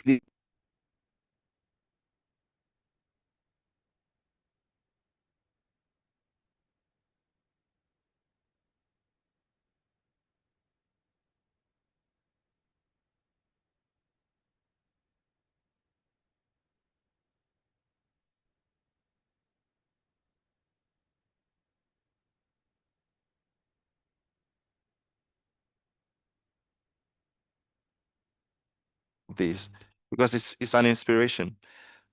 We looked at a 7-year development plan. We look at how China has developed in the last 30 years.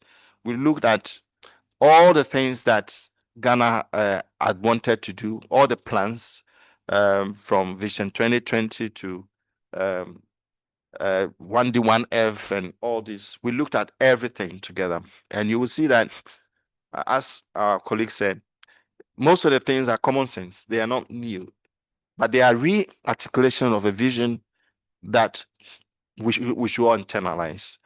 So we studied that. We studied Singapore. We studied Malaysia. We looked at how Rwanda is doing, Botswana, and the way it's managed their natural resources and so on. And we came up with this. And one of the things that I'm very happy that we are doing is to be very clear on the growth corridors that we established. Because once you have the growth corridors, then the private sector can be directed towards that. So this is why we have framed the 24 economy the way it is. As for the shifts in the night economy, people will always talk about it because that's what we sold to Ghanaians. But as I said, we're very prophetic in casting the vision, and then when we finish that, the Bible says you should write the vision on a stone, right? So now we have it on the stone, which is the 25 policy document. So we will try and implement it.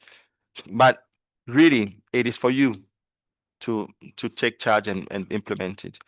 And one of the things we've done, which is to raise the funds, and we are creating about $1.2 billion of that sub fund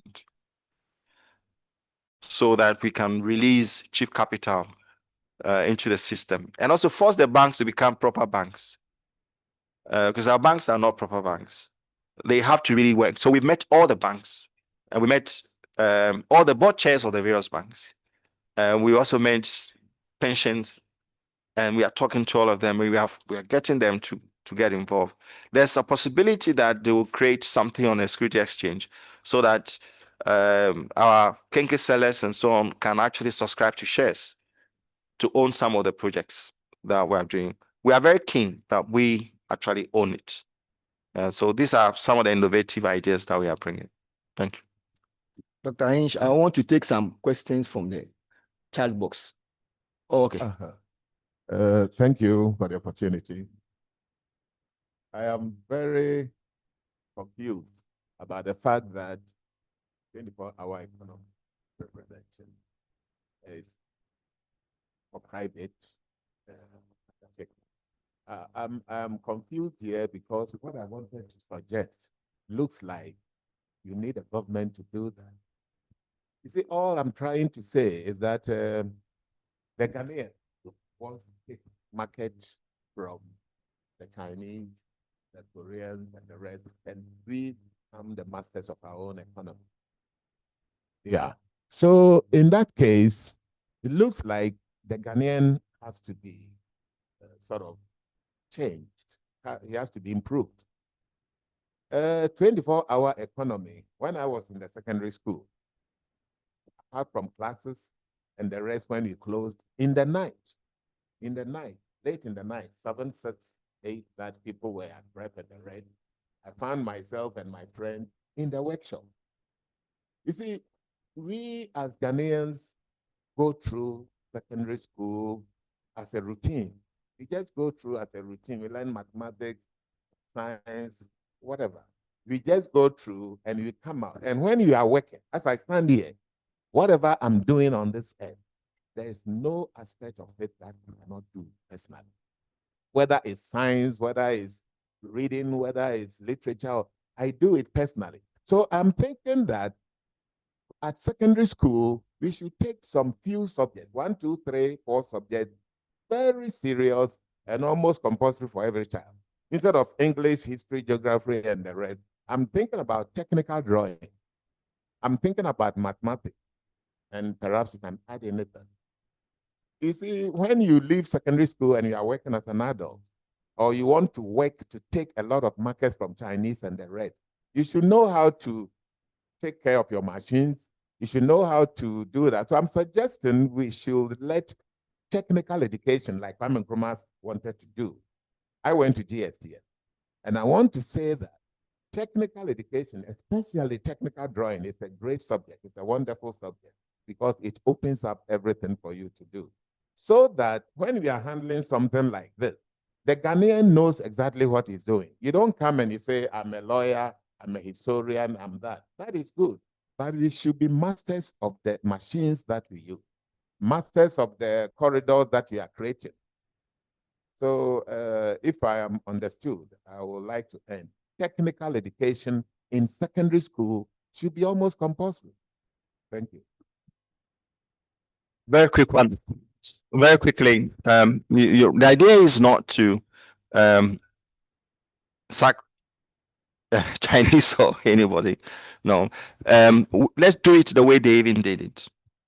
They build partnership and they gain the technology and they start building it. That's what we are trying to do. We want to make sure that when there's a foreign direct investment coming in, it partners Ghanaians. And procurement laws and everything will change so that certain percentage of things that we are able to manufacture here will necessarily have to be purchased within Ghana. And also policy to minimize import of the things that we are able to produce here. So this will be a gradual process. But what I hear from you, which I really like, is how do we ensure that our education is also fit for purpose? We need to take this into the classroom, maybe start from primary school, so that we prepare the Ghanaian to be entrepreneurial, we prepare the Ghanaian to be able to work in industry and have the mindset, because working in industry has a certain level of discipline. And I think one of the discipline starts from being a member of a professional body.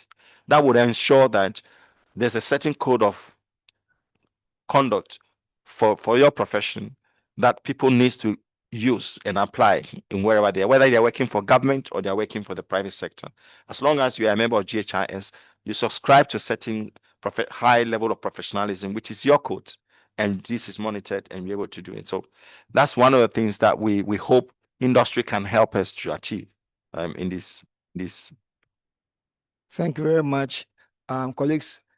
In fact, those online are seeing us. We are not seeing them, and some want to ask questions. It will take us about just a minute or so over. Then we'll come back to the program. So please just stand up for about a minute or so. Stretch yourselves. Then we can continue. Please do it fast for us. I've given them 2 minutes. So when you go beyond 2 minutes, they'll be beyond 2 minutes. They'll beat me. So please.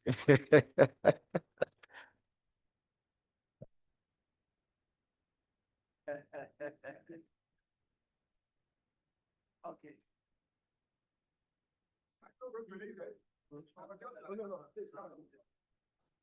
Yes, that. That's all. So, okay, let's sit down. Just stretch yourself. Stretch yourself a bit. In the next 10 minutes.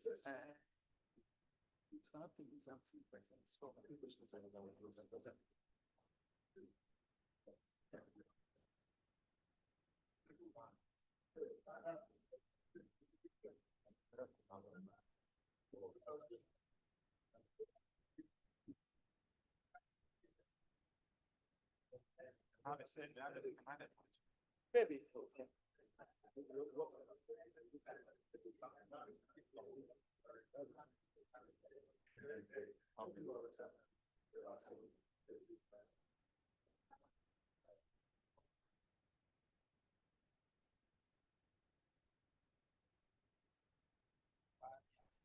Good.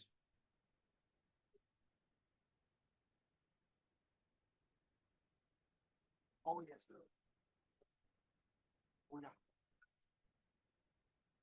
All right. You go back in the next day. Go back in the next 10 minutes. But we are not sure. Charles, can you ask me? That's how. Last week, they came over US, UK. So, coffee. Okay. Oh, back to Miona. Okay. Ah. Wow.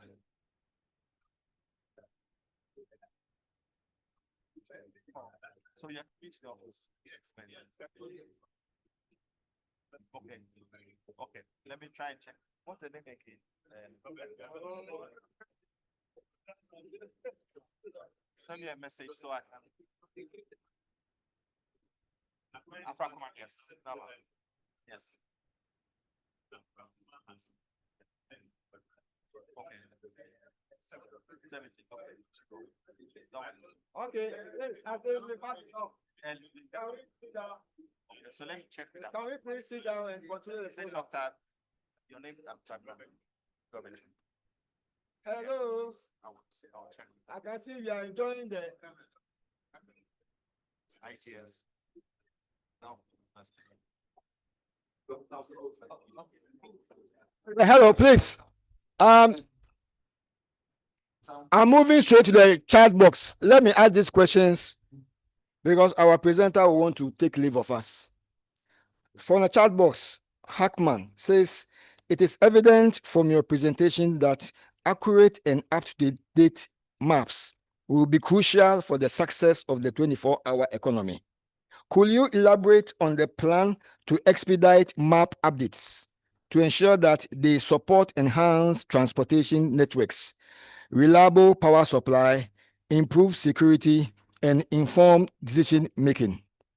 2, are there plans to amend the Labor Act to address the implications of a 24-hour economy on working hours, night shifts allowances, and worker safety and welfare?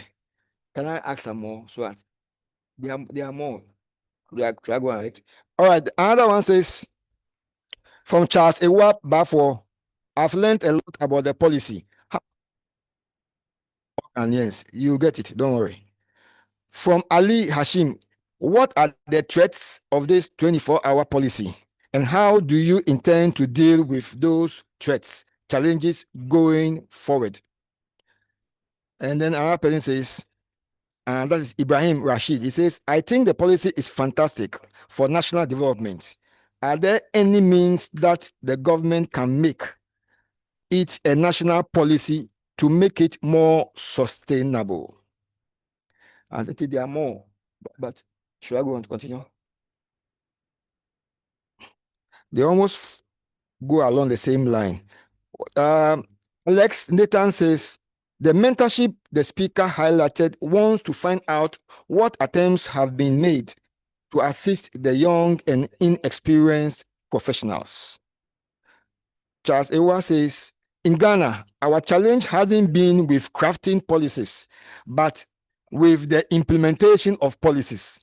Therefore, a lot more attention should be given to the implementation. Maybe if you can respond to this here. Yeah. Thank you very much for those online ask questions around maps, labor laws, threats, opportunities, and comments on implementation. So some of the comments have been taken. I've taken them on. The issue about maps, yes, we are having a conversation with geodetic engineers. We'll have this conversation with GhIS as well.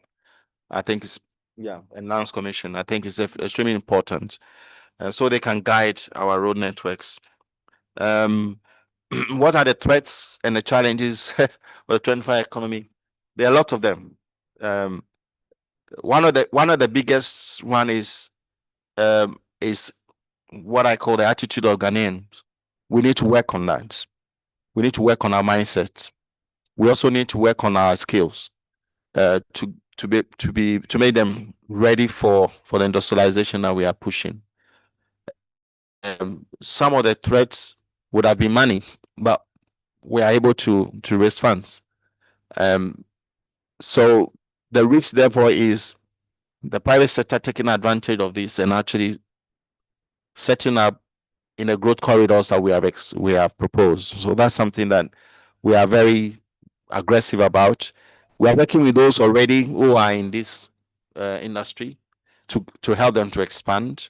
So we are building anchor farmers and we are forming cooperatives and getting them to move.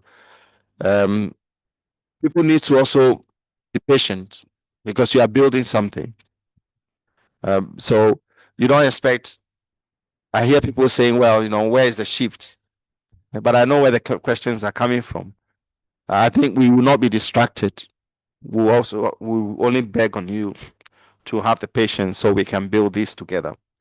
I believe that when people are building industry, the industry is not even built, but they are hired as workers to build the industry. It's the jobs that we have created. So I think people would begin to feel that way. The other point is the labor laws. Yes, there will be some. Well, they are looking at different laws that relates to some incentives, some taxes, and so on. And labor law is one of them, so that we can make it fit for the purpose that we are looking at. Our vision is that people must be paid a living wage, not the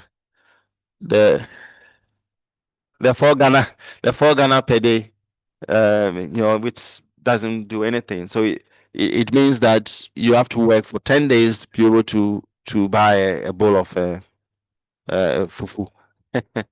So we have to manage that. So those are the things that we are trying to hope. That's why we believe that when private sector is leading, they're creating the value, then it's easy for us to start looking at having a living wage. Yeah.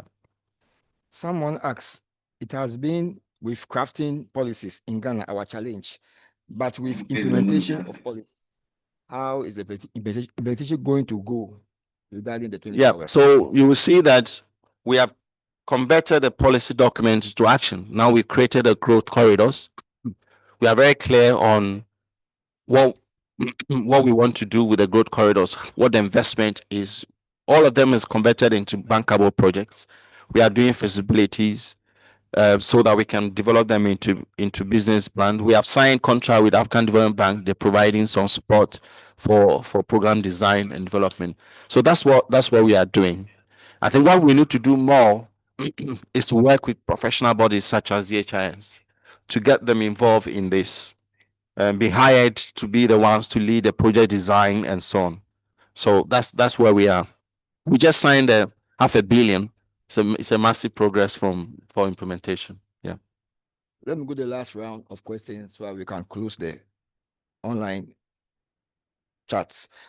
Thanks for the great presentation. The 24-hour economy is a brilliant plan.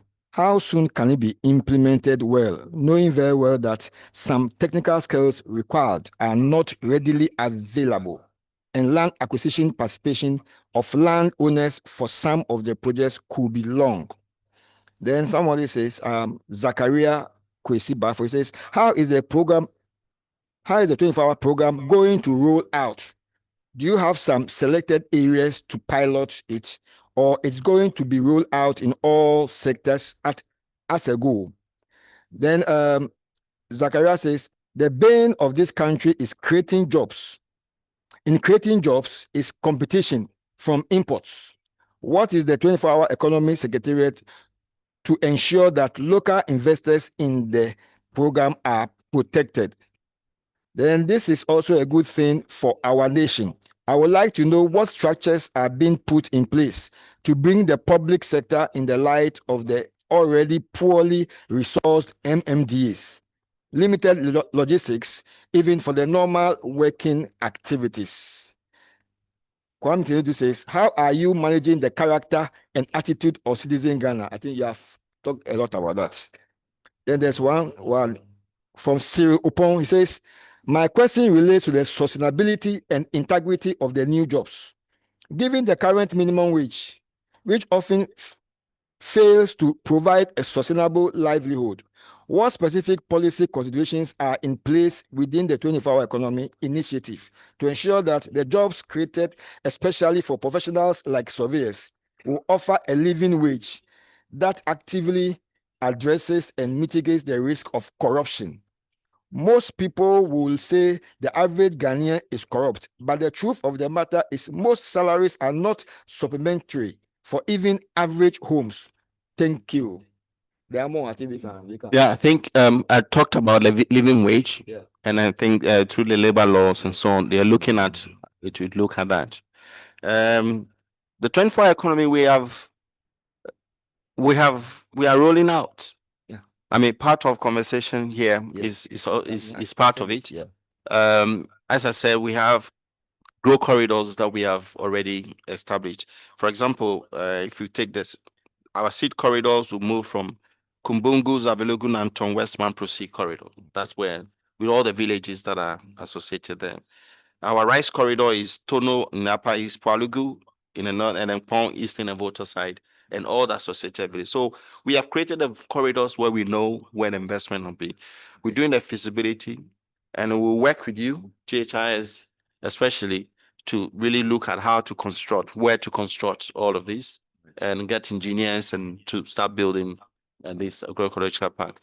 We signed some funds, so we should be able to start hiring people to start doing. By December, we'll be able to tell you where everything is taking off in terms of plan. By next March, you begin to see some of the things on stream. I think by December, some of the products from Ghana will be in the shops with Calvin Klein. Maybe some of you should aim at wearing some of it. So we are moving. We're moving. What we are not doing is telling stories in the air, because that's what we are noting for politicians to do. But we are not doing that at all. We are focusing to work with the people that matter. So I prefer to talk to people like you than to be on the radio station and start talking about the program. So that's what we are not doing. We are not doing much of the talking on air, but we are talking to industry. We are talking to people like you who matter, and that's what we are trying to do. I want to assure those online that the recording will be available. So if there are any questions, if you listen to all his submission, you'll get your answers from there. Please, do you have anybody who wanted to ask a question live? Sorry, Gustav, anybody wanting to ask a question live? Not okay. Can we have a last one or two? Okay, two more. Thank you, sir.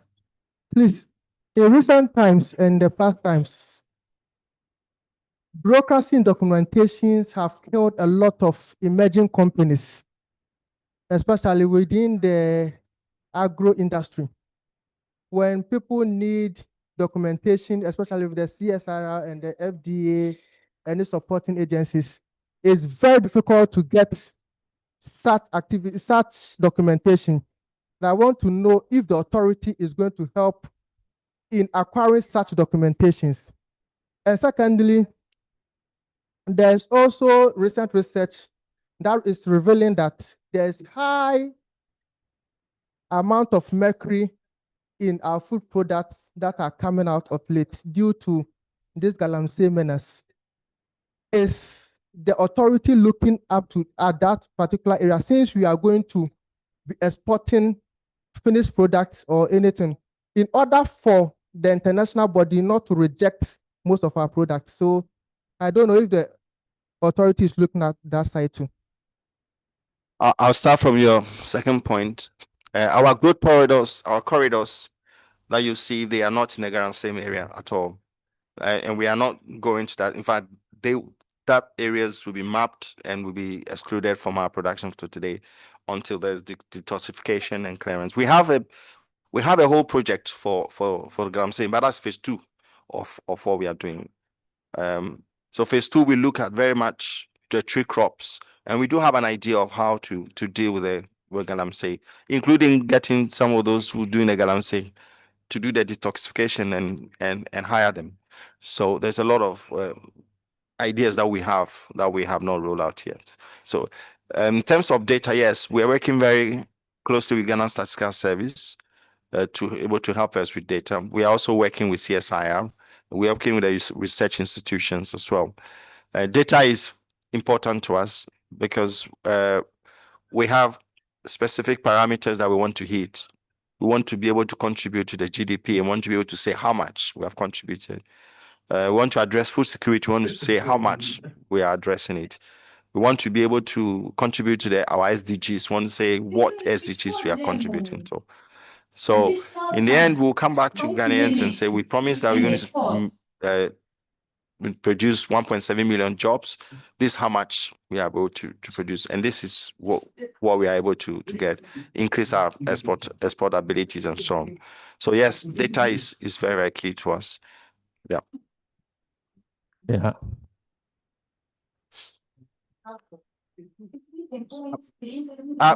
Okay, we are working with all the value chains actors and those who are responsible for regulations. So GRA, customs, FDA, PPP, and all these people with PPPD. We are working with all of them to streamline export documentation. The idea is to strengthen ICOMS so that ICOMS will become one-stop shop, and we will allow customs and GRA to speak, and Ghana Ports and Harbors systems to speak. So when you are an exporter, you go into the system, you log it in, your documents are available to everybody. Because what we have today, somebody comes in with a product that is costing $100, but underprice the product so that you can minimize the taxes, and somebody else is taking the money. So government does not even get fair price for what is coming in and what is going out. And we want to be able to address all of that. This is a subject that the president, the committee that the president chairs, the advisory committee that the president chairs, actually are working on these issues. Yeah. Yeah, thank you. Yeah, thank you. I was happy to hear about certain things. I was actually going to ask about the old projects that we already have, like Tono, Nasia, Via, and then some areas, southern part of Sandema. You know, as for Tono, we spent, as young Savia, we spent 1 year working on that project, and it's over perimeter over 100 kilometers. So if we have such a huge area, and then we are still lacking, that's what I don't understand. So thank you very much for bringing it up. And then I want to say something that I'm only hearing of private sector. I'm sure that private sector must work with government sectors for any successful project to come on. So we know that I know that everything is on land. You talk about soil, this thing. So formerly, survey department we used to produce thematic maps, like soil map, temperature array, and all that. Now those things are no more there. So how are you actually going to map out the forests? So are you having in mind to strengthen a place like survey and mapping division to be able to start mapping all these areas so that when the investors come, it will be very easy for them to identify areas that rice can grow, that cassava can grow, that whatever can grow. But if these things are left out completely, they will come now before we'll be looking for where can we grow rice? Where is loamy soil? Because we have all those maps before, thematic maps before. So please, I know private sector is the target, but we should not forget entirely about government department that bring out all these things. And then lastly, you said that it's going to be cooperative, purely cooperative. Does that mean that individuals cannot apply for maybe funds? If individuals can apply, how many acres an individual have to be able to qualify to apply for funds for this particular project? Thank you. Doc, please, let me add the last one. Ask you to complete the questions. I think this is a nice opportunity. If my grandchildren are to come back, if my grandchildren are to be alive today, we'll also be trying to find out how we start aloof to see our economy being degraded by the external forces and external companies. I've always been wondering how slave trade went on. But as I see it today, I see another form of, I don't know the term to use, but something else going on that in the near future will not be very beneficial to us as a nation. But in one way or the other, we are all participating in it. Just like the slave trade appeared to have gone on and no one appeared to. Maybe then have noticed the effect, like we are now seeing with the effect of the say on our water bodies. Now my main issue. If we are to contribute land as equity in say a $50 million project, our land equity will be fixed. The investors will from time to time be adding up to the investment, and we might not be able to do it. So our share in the business will be dwindling. In the Brunau region, in the Techiman, in Granza area to be precise, they set up a nice company. On paper, it was very nice. The land was the equity. They did everything, and then the company got the land document. They went outside to look for money. Maybe they will come back tomorrow. As we speak now, the land is in the hand of the company. And then the traditional council were equity holders in the company. Because the company is not producing, or because the company, on paper, I think it exists, the stool is not getting any money from the land. All that I'm trying to say is, as we look at these various scenarios of getting investment into the country, we should be very thoughtful, right? We should be very careful. Other than that, the scenario I'm telling you about in Granza, will be repeating itself. And we should guide against diluting the equity of our of our landowners in the investment. Maybe if the equity becomes a form of golden share, similar to that 10% Ghana holds in every mining lease or concession, I think it will go a long way so that we don't devalue our equities. Thank you very much. Yeah. Yeah, thank you. I mean, we'll be guided by that experience, so I think it's a very useful point to me. Thank you very much.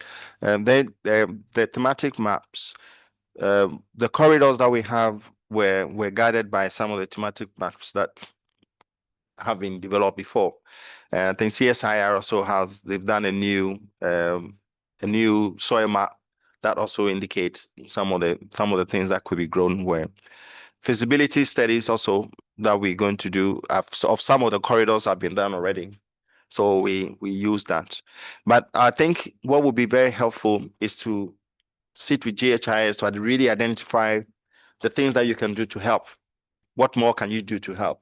Beyond being contracted to be building the parks and so on, and or open the doors for some of our professionals. So I think it's extremely important that we look at that.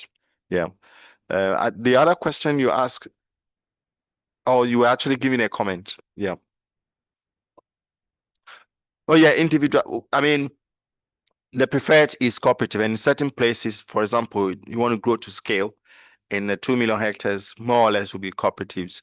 But there are individuals as well who are, it doesn't matter your land size, but it depending on where you are, if you're, for example, in the Volta region or in the cluster corridors where we're going to to produce the products and the produce there, and say your land is in Bordra, saying that's an enclave for cassava, and you can be roped into it.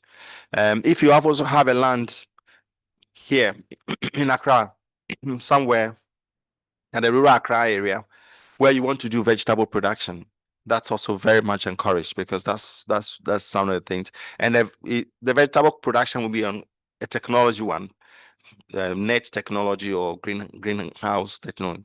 So anything 4+, 3+, should be able to do something. Yeah.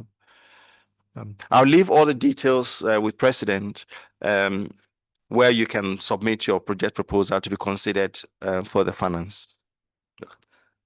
Please, round of applause. A bigger round of applause for our presenters.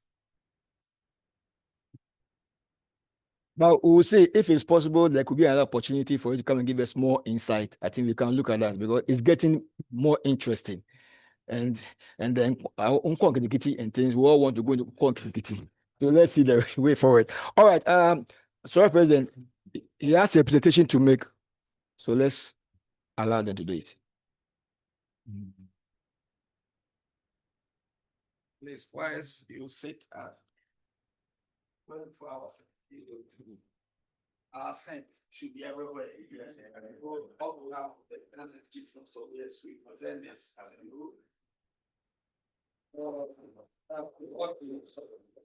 There's a flag that would be on your table, and everything you need to know about Ghana Institution of Surveyors is in this portion.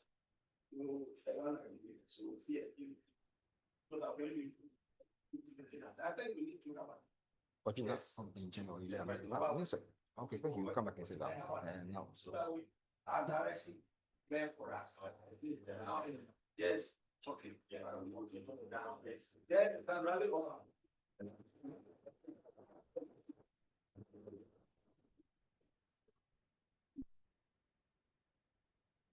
Father, I can show you the future is bright for GhIS. I'm telling you. Yes. In fact, he will want to ask permission to leave us. The rest of us will just stay briefly for some moments, for 1 or 2. We have 2 new past presidents who just joined us. Past president, Alhaji Suleiman Dawood. And then past president, Dr. John Amagolo. Yes. So, please.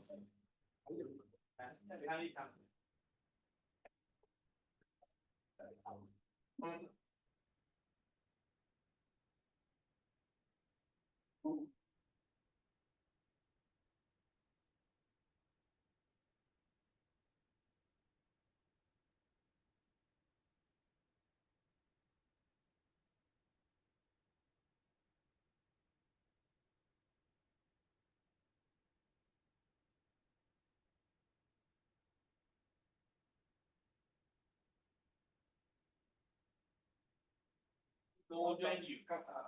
Please let's join them behind it.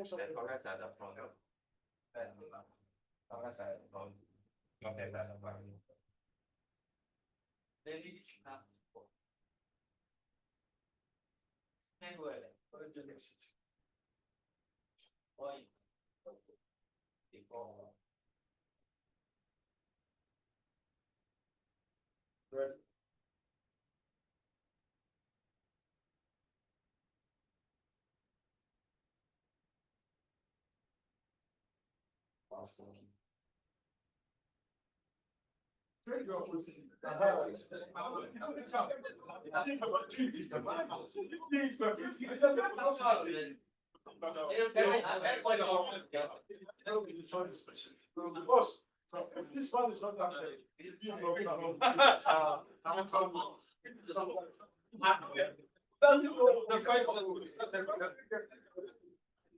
Pass his phone.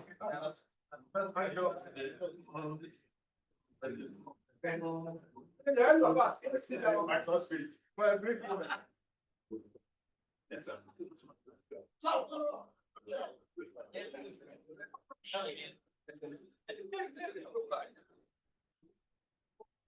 The rest of us, please, let's sit down.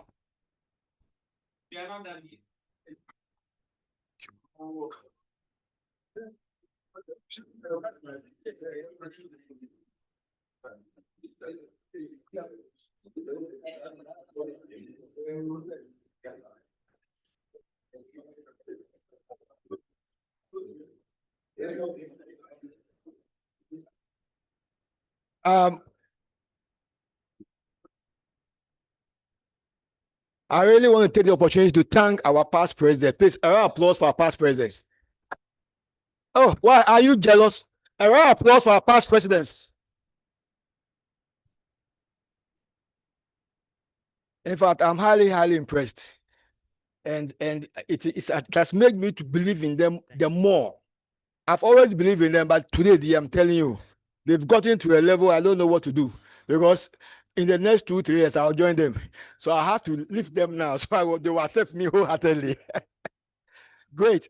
It's been a wonderful session. I want to thank all of you who contributed. In fact, it is your contribution that has made this program a success. And just expect that we'll be having a part 2. There are more things. What people have heard, I'm sure the part 2, I doubt if you can even, this room can occupy us. Honestly speaking, this 24-hour, me, I never understood it very well. But today, I've been giving some insights. Likewise, all of you here. So I say, don't worry. Don't let your age deceive you. You are part of the 24-hour economy, okay? So don't worry. Yes. So we are good stuff. Now, we are doing something small down. We are frying some yam, what? Some chicken and things, what? See, we want to make you comfortable today because you've contributed and you have to enjoy from the contribution. Anambwa, exactly. Even those online, they will enjoy online too. Let them be there. We are here. So please, just be rest assured that our CPDs are going to take this direction. We want more physical representation. That makes it grand. Sometimes CPDs, you come and see only 10 people here. All of them are online. But I'm happy to see that we have about 245 people who join online. And that's quite encouraging. So looking at 245 and we had 40 physical. So we're running almost to 300. Almost the number of a division. Is it LS or Y? So, Ghost, are the things getting ready? Because me, I'm hungry. Yeah, past presidents, please. You go to the conference room and be there wholeheartedly. I'll be there with you. Because I must begin to fraternize with people so you accept me when I also go to presidency. So very good stuff. Please come and give us a vote of thanks. Yes. He is a committee member. Don't worry, he's gone. No, but don't worry, you are here to give us a vote of thanks. For Almighty God for ensuring that this program has been a success.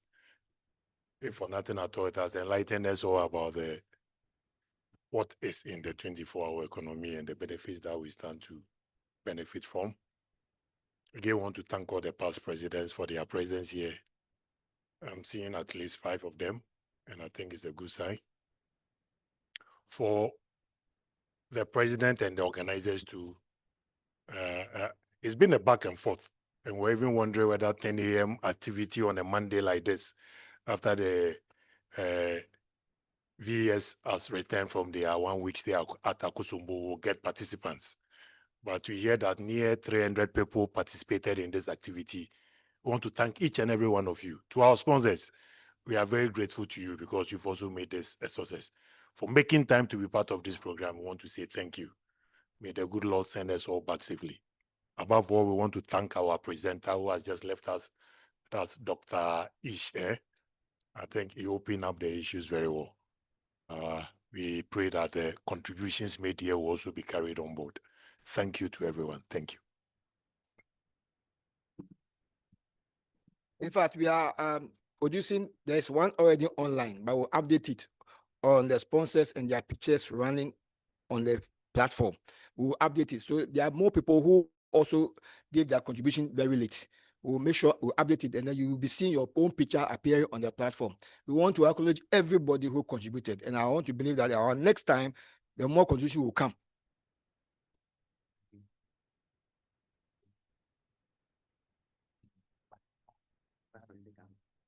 So as I initially said, we are bagging the takeaway for you. I know some will have to go to office early. So, but our past presidents, please, will all go down to the conference room and see what is happening there. Once again, I want to thank you all. And the next CPD will be coming soon. If it's possible, it can be a part 2 of today, which I know will have more insight into it. So Soviatic, don't worry. We'll give you a place, okay? GhIS will put you somewhere. All right. So I think we'll have to take leave from this place. Let's go to our various offices after you've taken your takeaway. Closing prayer, we'll have closing prayer by Surveyor Isaac Kwam. No, he did that from the beginning. Come and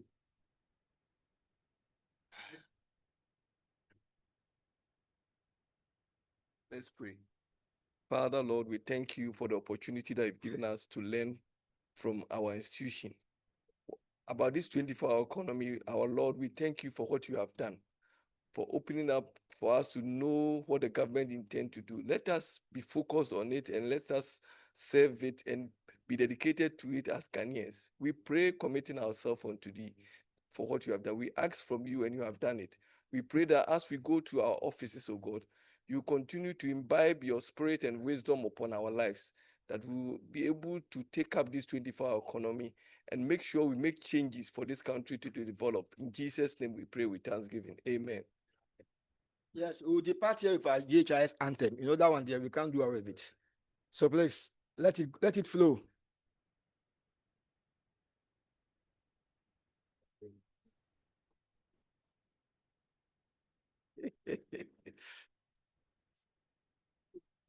Oh, Master, if it's not there, then let's go. I know. Okay, please. I mean, you can just be on your feet and let's. Yeah. Let's go, please.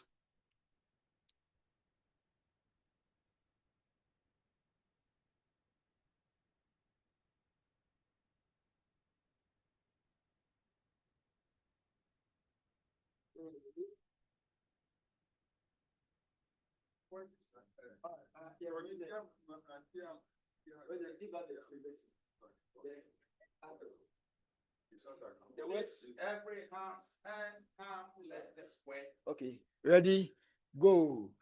Let every house and come, let us sweat. Sustain the image of the sovereign in practice. To be recognized as a professional institution of excellence and development at all levels. Let every hand and come, let us sweat. Sustain the image of the surveying practice. To be recognized as a professional institution of excellence that promotes growth and development at all levels. Integrity, ethical behavior, developmental sustainability, excellence, leadership, respect for profession. Let us come together to leverage surveying.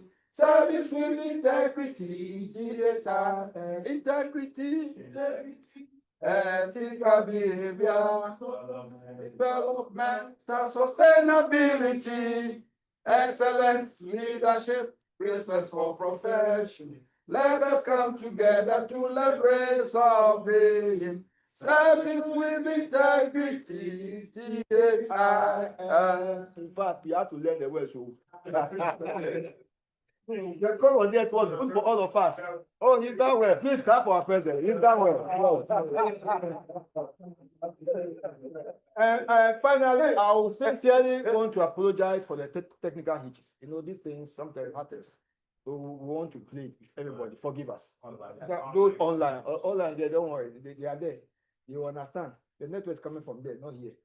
So please, very sorry for whatever went wrong. I'm sure the next time it will happen again. Technicians, are you assuring us? Thank you very much. All right, so past presidents, let's go down. The rest of you, when you go down, you will get your takeaway. Okay. How are you? That's right. No problem. I'm going to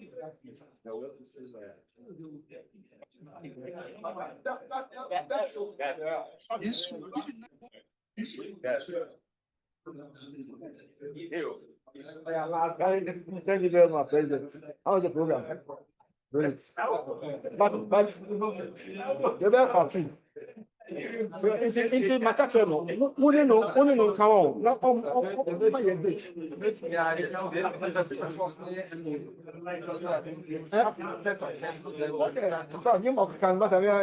What I said, you don't even know much about it. The point is, it was yeah. It is true. Yes. Exactly. President in the making. President in the making. See this one. Don't even come to me. You this lady here. President in the making.